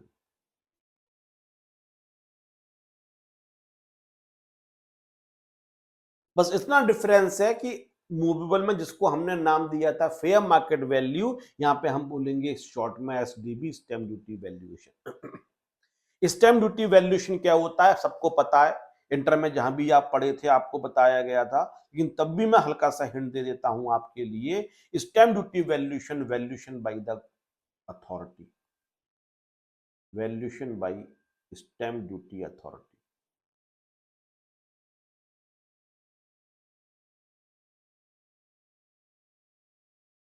जब भी आप कोई प्रॉपर्टी बेचते हो तो स्टेट गवर्नमेंट आपसे टैक्स मांगती है, उस टैक्स का नाम होता है स्टैम्प ड्यूटी।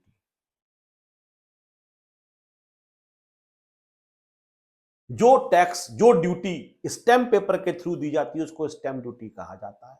टैक्स देने के दो तीन तरीके हैं। आप सरकार के पास जाओ, सरकार के अकाउंट में पैसा डाल दो, वो टैक्स हो गया, आपने कैश में पे कर दिया। इनकम टैक्स में हम ऐसा ही करते हैं।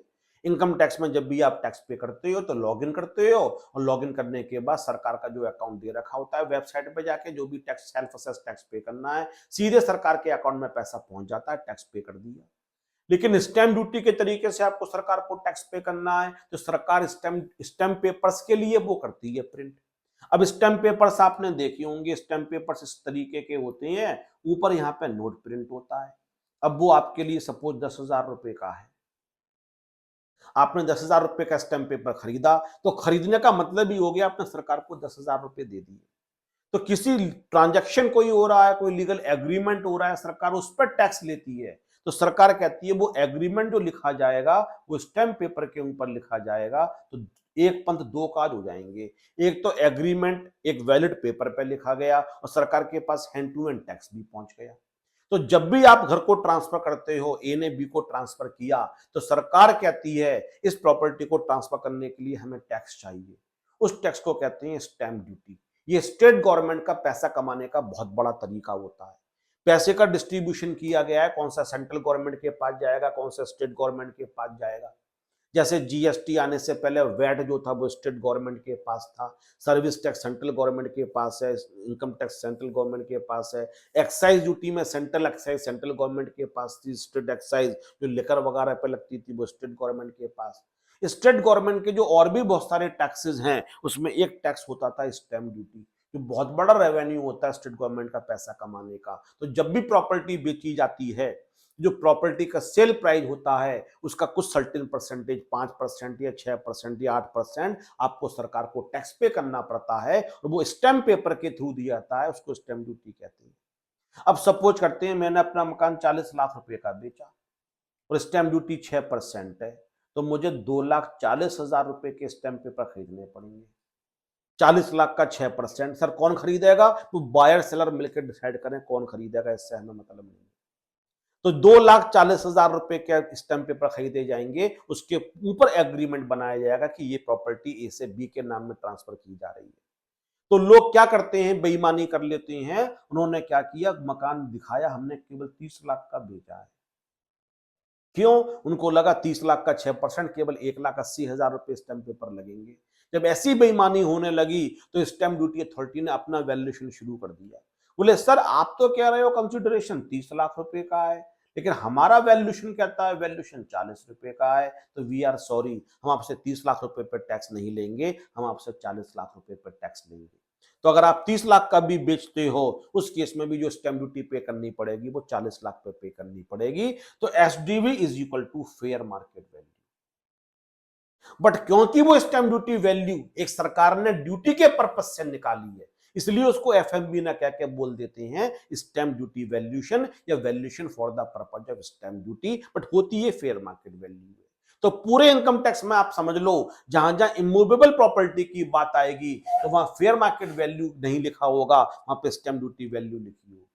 तो अगर दानिश ने मुझे एक घर गिफ्ट किया और उस घर की स्टैम्प ड्यूटी वैल्यू 50,000 रुपए से ज्यादा की है, तो फिर मेरी जो इनकम फ्रॉम अदर सोर्सेज होगी स्टैम्प ड्यूटी वैल्यूएशन, सच स्टैम्प ड्यूटी वैल्यूएशन।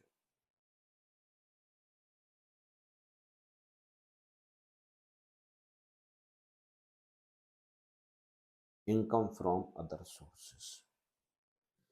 लेकिन अच्छे तरीके से एक बात समझ लेना आप, यहां पे मैंने एग्रीगेट नहीं लिखा, फ्रॉम ऑल पर्संस नहीं लिखा, मैंने स्टैम्प ड्यूटी वैल्यूएशन लिखा। यहां पे हर प्रॉपर्टी का आपस में हम एग्रीगेट नहीं करेंगे, हर प्रॉपर्टी का अलग अलग देखेंगे।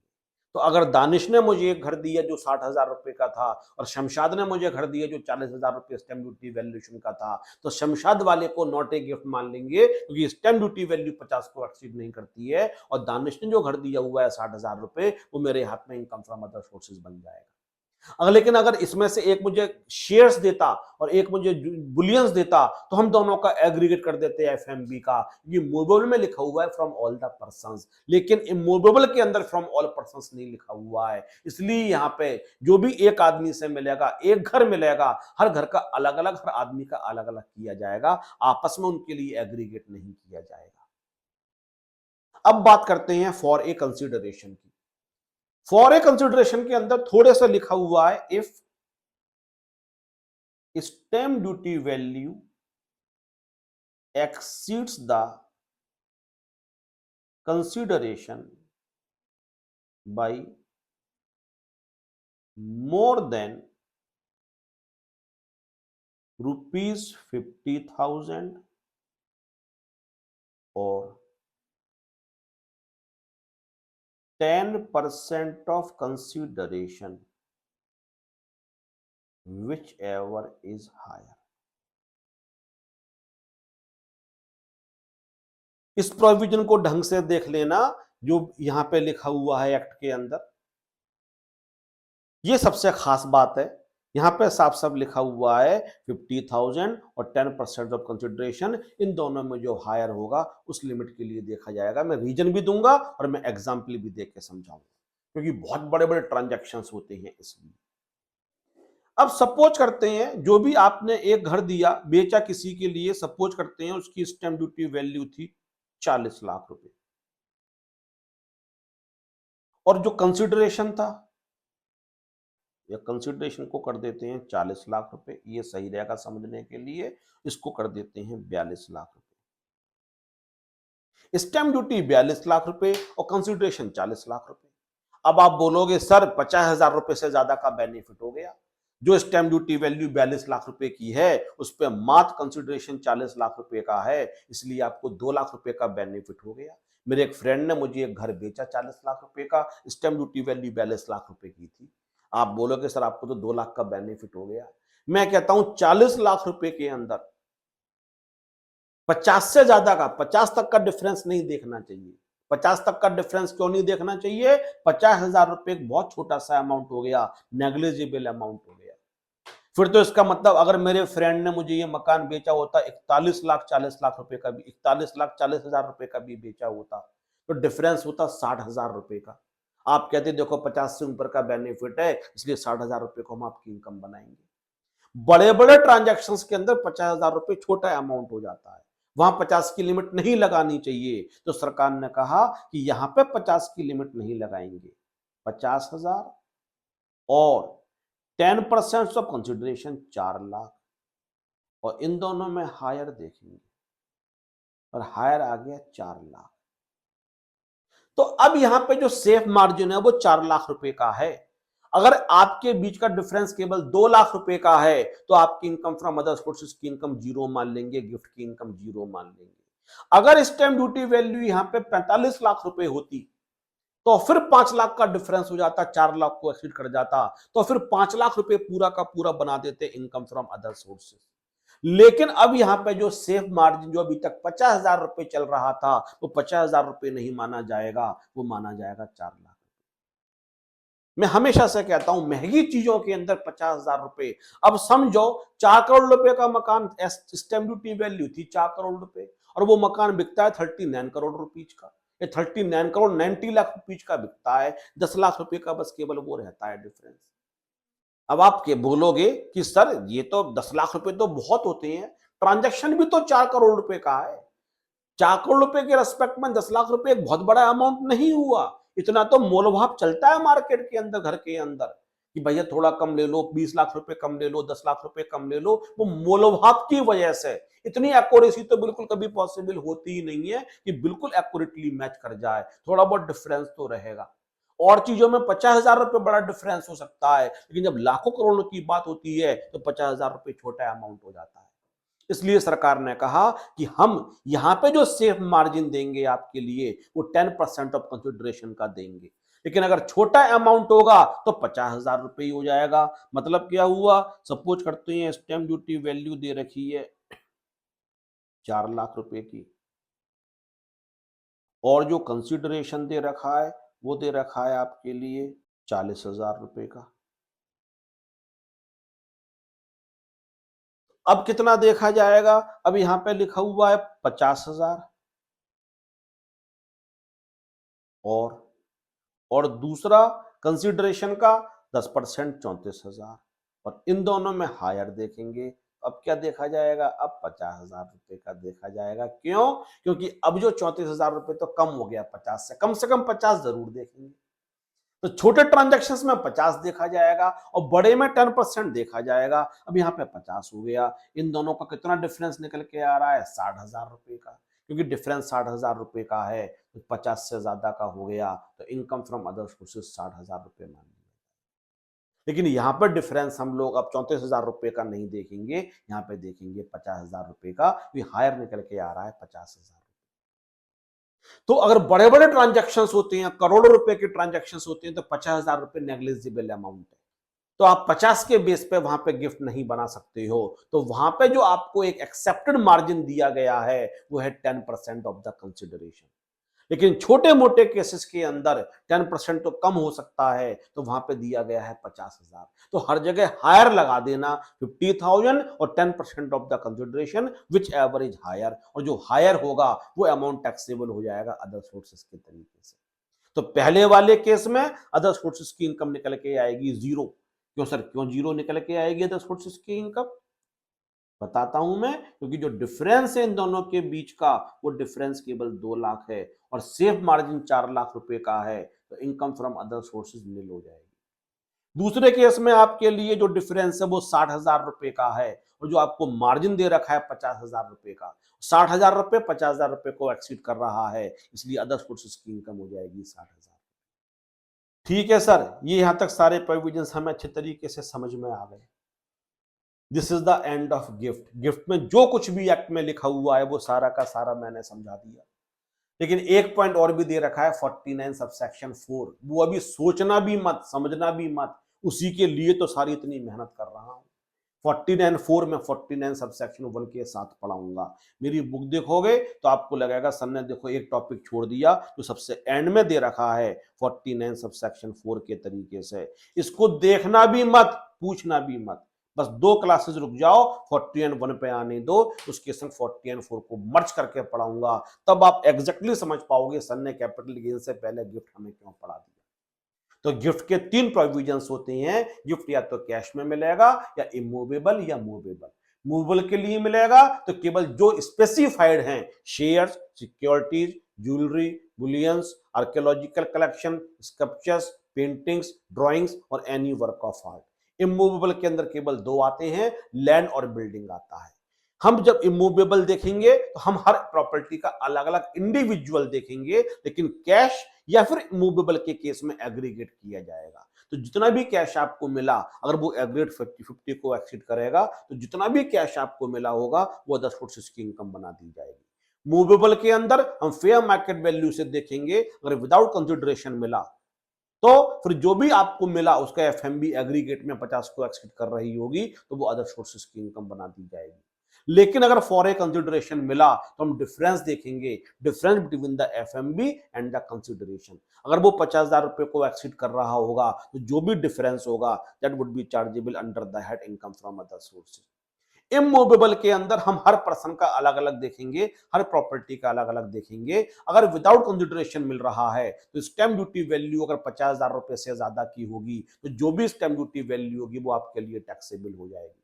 लेकिन अगर फॉर ए कंसिडरेशन होगी तो हम डिफरेंस 50,000 रुपए का नहीं देखेंगे, फिर हम देखेंगे 50,000 और 10% of the consideration whichever is higher. इन दोनों में जो हायर होगा वो आपके लिए अदर सोर्सेज की इनकम माना जाएगा। क्यों? ये हाई वैल्यू ट्रांजैक्शंस के अंदर आपकी 50,000 रुपए एक नेग्लिजिबल अमाउंट हो जाएगा। तो वहां पे जो मार्जिन एक्सेप्टेड किया गया है, जो डिफरेंस एक्सेप्टेड किया गया कि इनकम नहीं बनाएंगे, वो 10% ऑफ कंसिडरेशन तक का देखा जाएगा। उसको एक्सिड करोगे तभी आपकी इनकम बनाई जाएगी, अदरवाइज आपके हाथ में टैक्सेबल नहीं होगा। और आखिरी बात मैंने ये बोली कि गिफ्ट के प्रोविजंस तभी एप्लीकेबल होंगे जब आप गिफ्ट को as a capital asset accept कर रहे होगे। अगर गिफ्ट को as a stock in trade आपने एक्सेप्ट किया हुआ है तो गिफ्ट के प्रोविजंस एप्लीकेबल नहीं।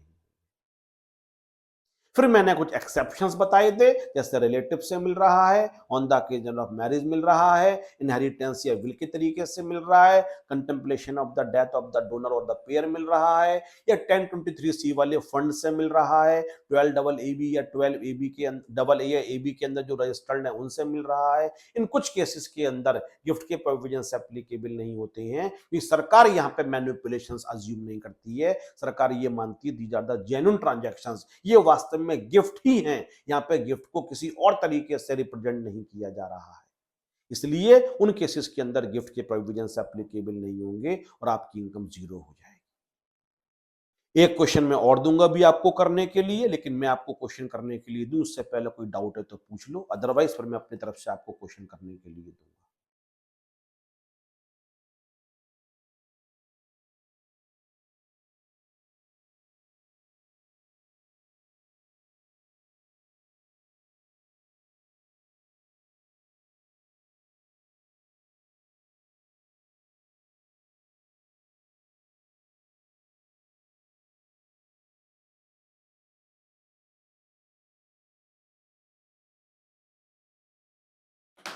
जल्दी से करके दिखाइए बेटा, ज्यादा टाइम नहीं है आपके पास।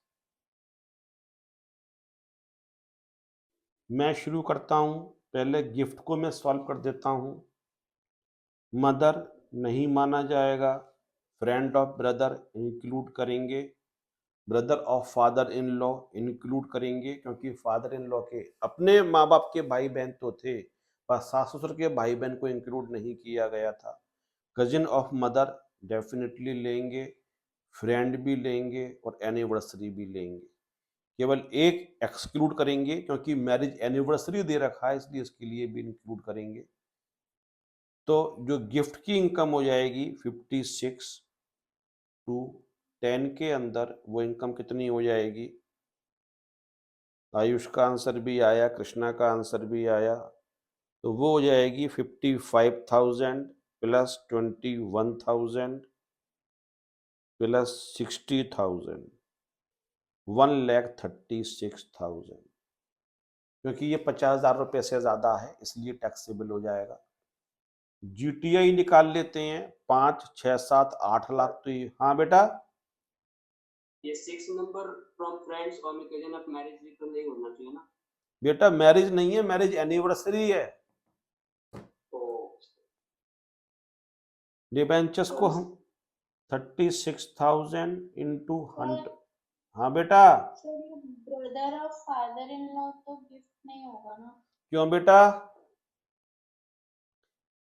अपने माँ बाप के तो भाई बहन को इंक्लूड किया गया है, सास ससुर के भाई बहन को इंक्लूड नहीं किया गया है बेटा।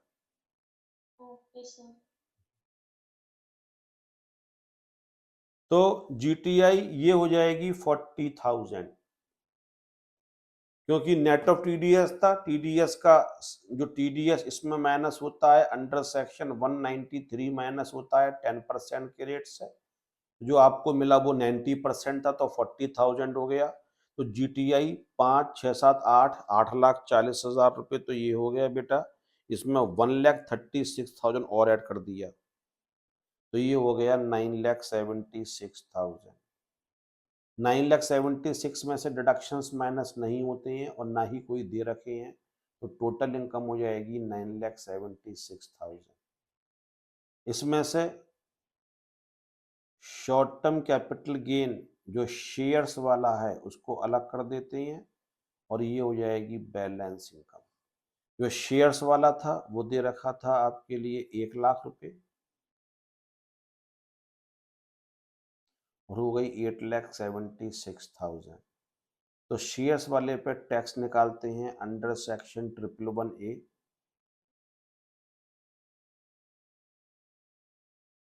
मैंने इसमें डेट नहीं बताई, क्या रेट लगाया है? मैं 20% रेट लगा रहा हूं। 15% भी पॉसिबल है। 23 जुलाई 2024 या उसके बाद सेल करोगे तो आपके लिए रेट लगेगा 20%, उससे पहले लगेगा 15%। क्वेश्चन में देना चाहिए था किस डेट पे आपने सेल किया, लेकिन अब जनरली हमें नए रेट ही एज्यूम करने चाहिए, क्योंकि हम क्वेश्चन सब आगे नए रेट ही रहेंगे। तो मैं ये मान रहा हूं इस क्वेश्चन के अंदर ट्रांसफर किया गया था 23 जुलाई 2024 के बाद, इसलिए 20% रेट लगा रहा हूं मैं। आई होप आपने भी सेम एजम्पशन लिया होगा। यहाँ पे हम निकालेंगे तो 3 लाख रुपीज का हो जाएगा 0%, तो 0 हो जाएगा। फिर 4 लाख रुपीज का 5% लेंगे तो 20,000 रुपये हो जाएगा। फिर 3 लाख रुपए लेंगे तो 1,76,000, और 10% लेंगे तो ये हो जाएगा 17,600, तो 37,600। तो टोटल जो आपका टैक्स निकल के आ जाएगा वो हो जाएगा 57,600। इसके अंदर 4% ऐड कर दिया जाएगा, तो 57,600 प्लस 4%, 59,904। यहाँ से TDS माइनस कर देंगे 4,000, और टैक्स निकल के आ जाएगा 55,904, 55,900 288 बी में राउंड ऑफ कर दिया 55,900, and this is the answer. Krishna और आयुष, सर TDS पहले माइनस कर दिया, बाद में होगा। कृष्णा और आयुष का परफेक्ट है, जस्ट परफेक्ट। क्या बात है बेटा, वेरी वेरी गुड। कई बच्चों ने सही आंसर दिया, कितना अच्छा लगता है। अब आज की क्लास की आखिरी चीज, एक क्वेश्चन दे रखा है, वो मैं आपके लिए करवा दूं। ये क्वेश्चन सीए के स्टडी मटेरियल से लिया है, और कुछ क्वेश्चंस मैं वहां से करवाऊंगा, जैसे सेलम सेल के 1-2 क्वेश्चंस करवाऊंगा।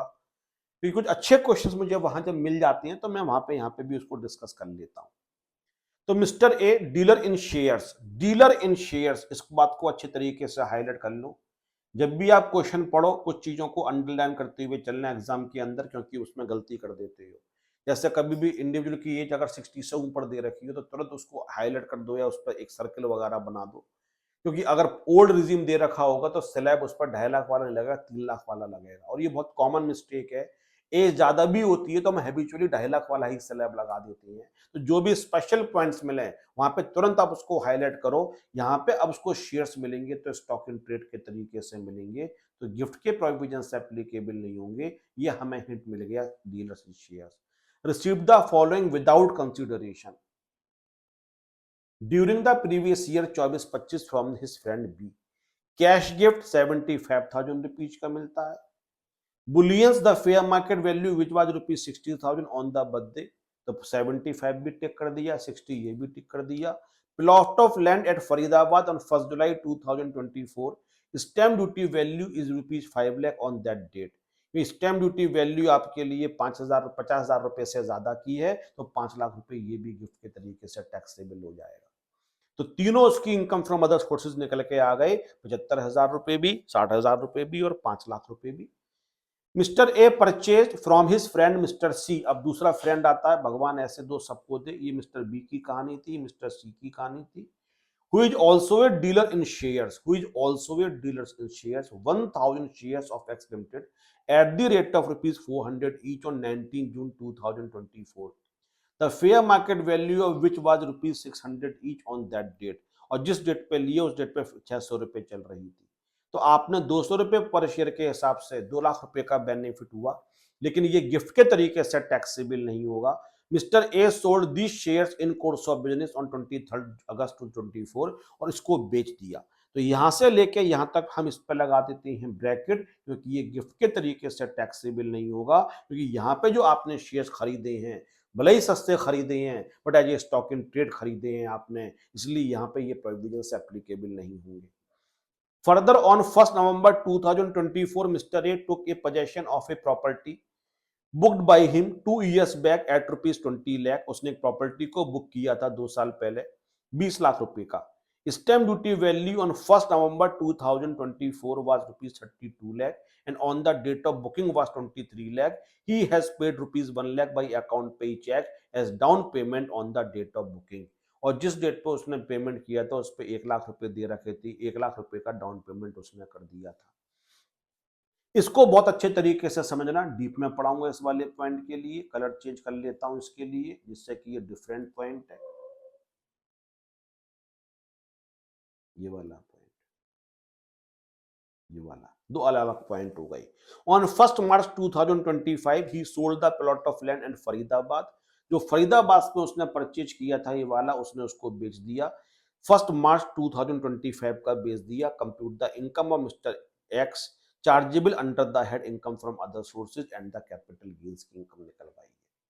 कैपिटल गेन्स अभी हम निकालें या नहीं निकालें ये तो सेकेंडरी चीज है, लेकिन पहले हम अदर सोर्सेज के तरीके से करते हैं। कैपिटल गेन क्योंकि अभी पढ़ाना टीच नहीं किया है, तो कैपिटल गेन वाला पोर्शन बाद में करेंगे, क्योंकि यहाँ पे 49 सबसेक्शन 4 लग जाएगा, और जो मैं आपको छोड़ने के लिए कह चुका हूँ।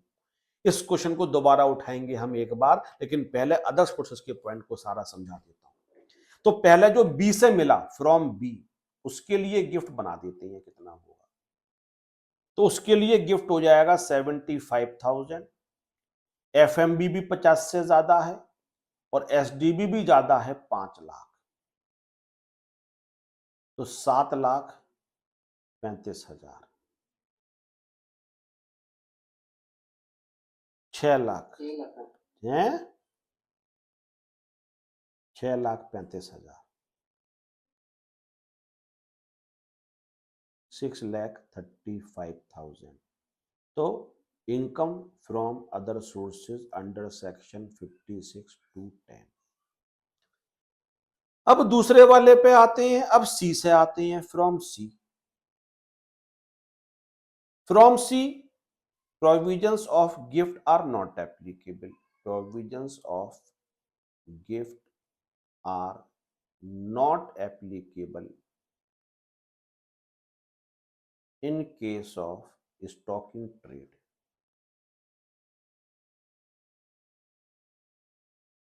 हाँ, अगर आपका बहुत बताने का मन हो तो ये बता देना कि उसने 400 रुपए का खरीदा था, 600 वाला तो इग्नोर कर देंगे, लेकिन जब उसने उसको बेचा होगा, जब बेचा होगा, क्या उसने बेच दिया था 23 अगस्त को, तो उसकी बिजनेस की इनकम बन गई होगी। जितने का भी बेचा होगा उसमें से 600 माइनस नहीं किया होगा, बल्कि 400 माइनस किया होगा। आपने 600 वाली चीज 400 खरीदी, आपको लग रहा है बेनिफिट हुआ, लेकिन जब आपने बेचा होगा तो कॉस्टिंग आपकी कम हो चुकी है, तो आपके बिजनेस की इनकम बढ़ जाएगी। बट क्वेश्चन में ना तो सेल प्राइस दे रखा है, ना बिजनेस की इनकम पूछी गई है, बस हम इतना लिख देंगे कि ये प्रोविजंस अदर सोर्सेज के अंदर 56(2)(10) के अकॉर्डिंग एप्लीकेबल नहीं होंगे। अब तीसरी बात दे रखी है, उसने एक लैंड को परचेज किया, इमूवेबल प्रॉपर्टी, हम उसकी बात कर लेते हैं, इमूवेबल प्रॉपर्टी की बात कर लेते हैं, इमूवेबल प्रॉपर्टी।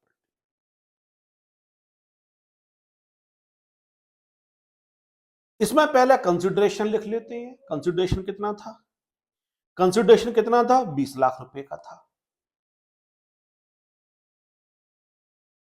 अब एक तो बुकिंग की डेट दे रखी है, और एक जिस दिन ट्रांसफर किया गया वाली डेट दे रखी है।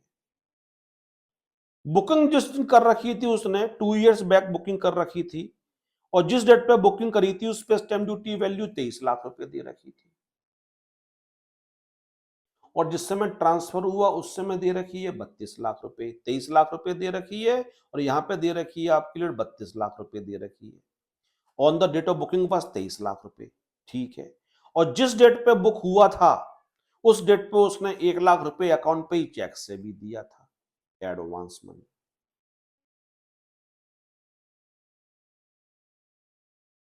Through account payee check.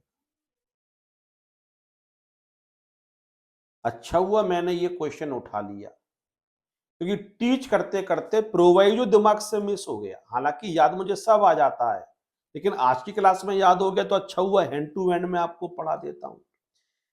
Teach करते करते क्या हुआ, क्वेश्चंस करवाते करवाते एक छोटा सा प्रोवाइजो दे रखा है, वो यहां से मिस हो गया, ये वाला प्रोवाइजो। ये चलो इसी बहाने में पढ़ा दूंगा तो आपको ये प्रोवाइजो भी समझ में आ जाएगा। ये प्रोवाइजो क्या कहता है समझने की कोशिश करो। अब जिस दिन बुकिंग करी उस दिन 23 लाख रुपए, और जिस दिन ट्रांसफर किया 32 लाख रुपए, कंसिडरेशन 20 लाख। अब 20 लाख, अब कितना डिफरेंस होगा? 50,000, और 10% ऑफ कंसिडरेशन 20 लाख, जो आपको मार्जिन दिया जा रहा है वो हायर का दिया जा रहा है 2 लाख। तो अगर 2 लाख तक का बेनिफिट हो रहा होगा तो इनकम जीरो मानेंगे, 2 लाख से ज्यादा का बेनिफिट हो रहा होगा तो आपकी इनकम फ्रॉम अदर सोर्स बना दिया जाएगा। 23 लाख रुपए लोगे तब भी 3 लाख का बेनिफिट है, तो अदर सोर्सेज इनकम आपकी कितनी मान ली जाएगी? आपकी मान ली जाएगी 3 लाख रुपए, क्योंकि 3 लाख का बेनिफिट हो रहा है। लेकिन अगर 32 लाख लेंगे तो 12 लाख का बेनिफिट माना जाएगा। दोनों केस में 2 लाख से ज्यादा है तो अदर सोर्सेज की इनकम तो बनेगी।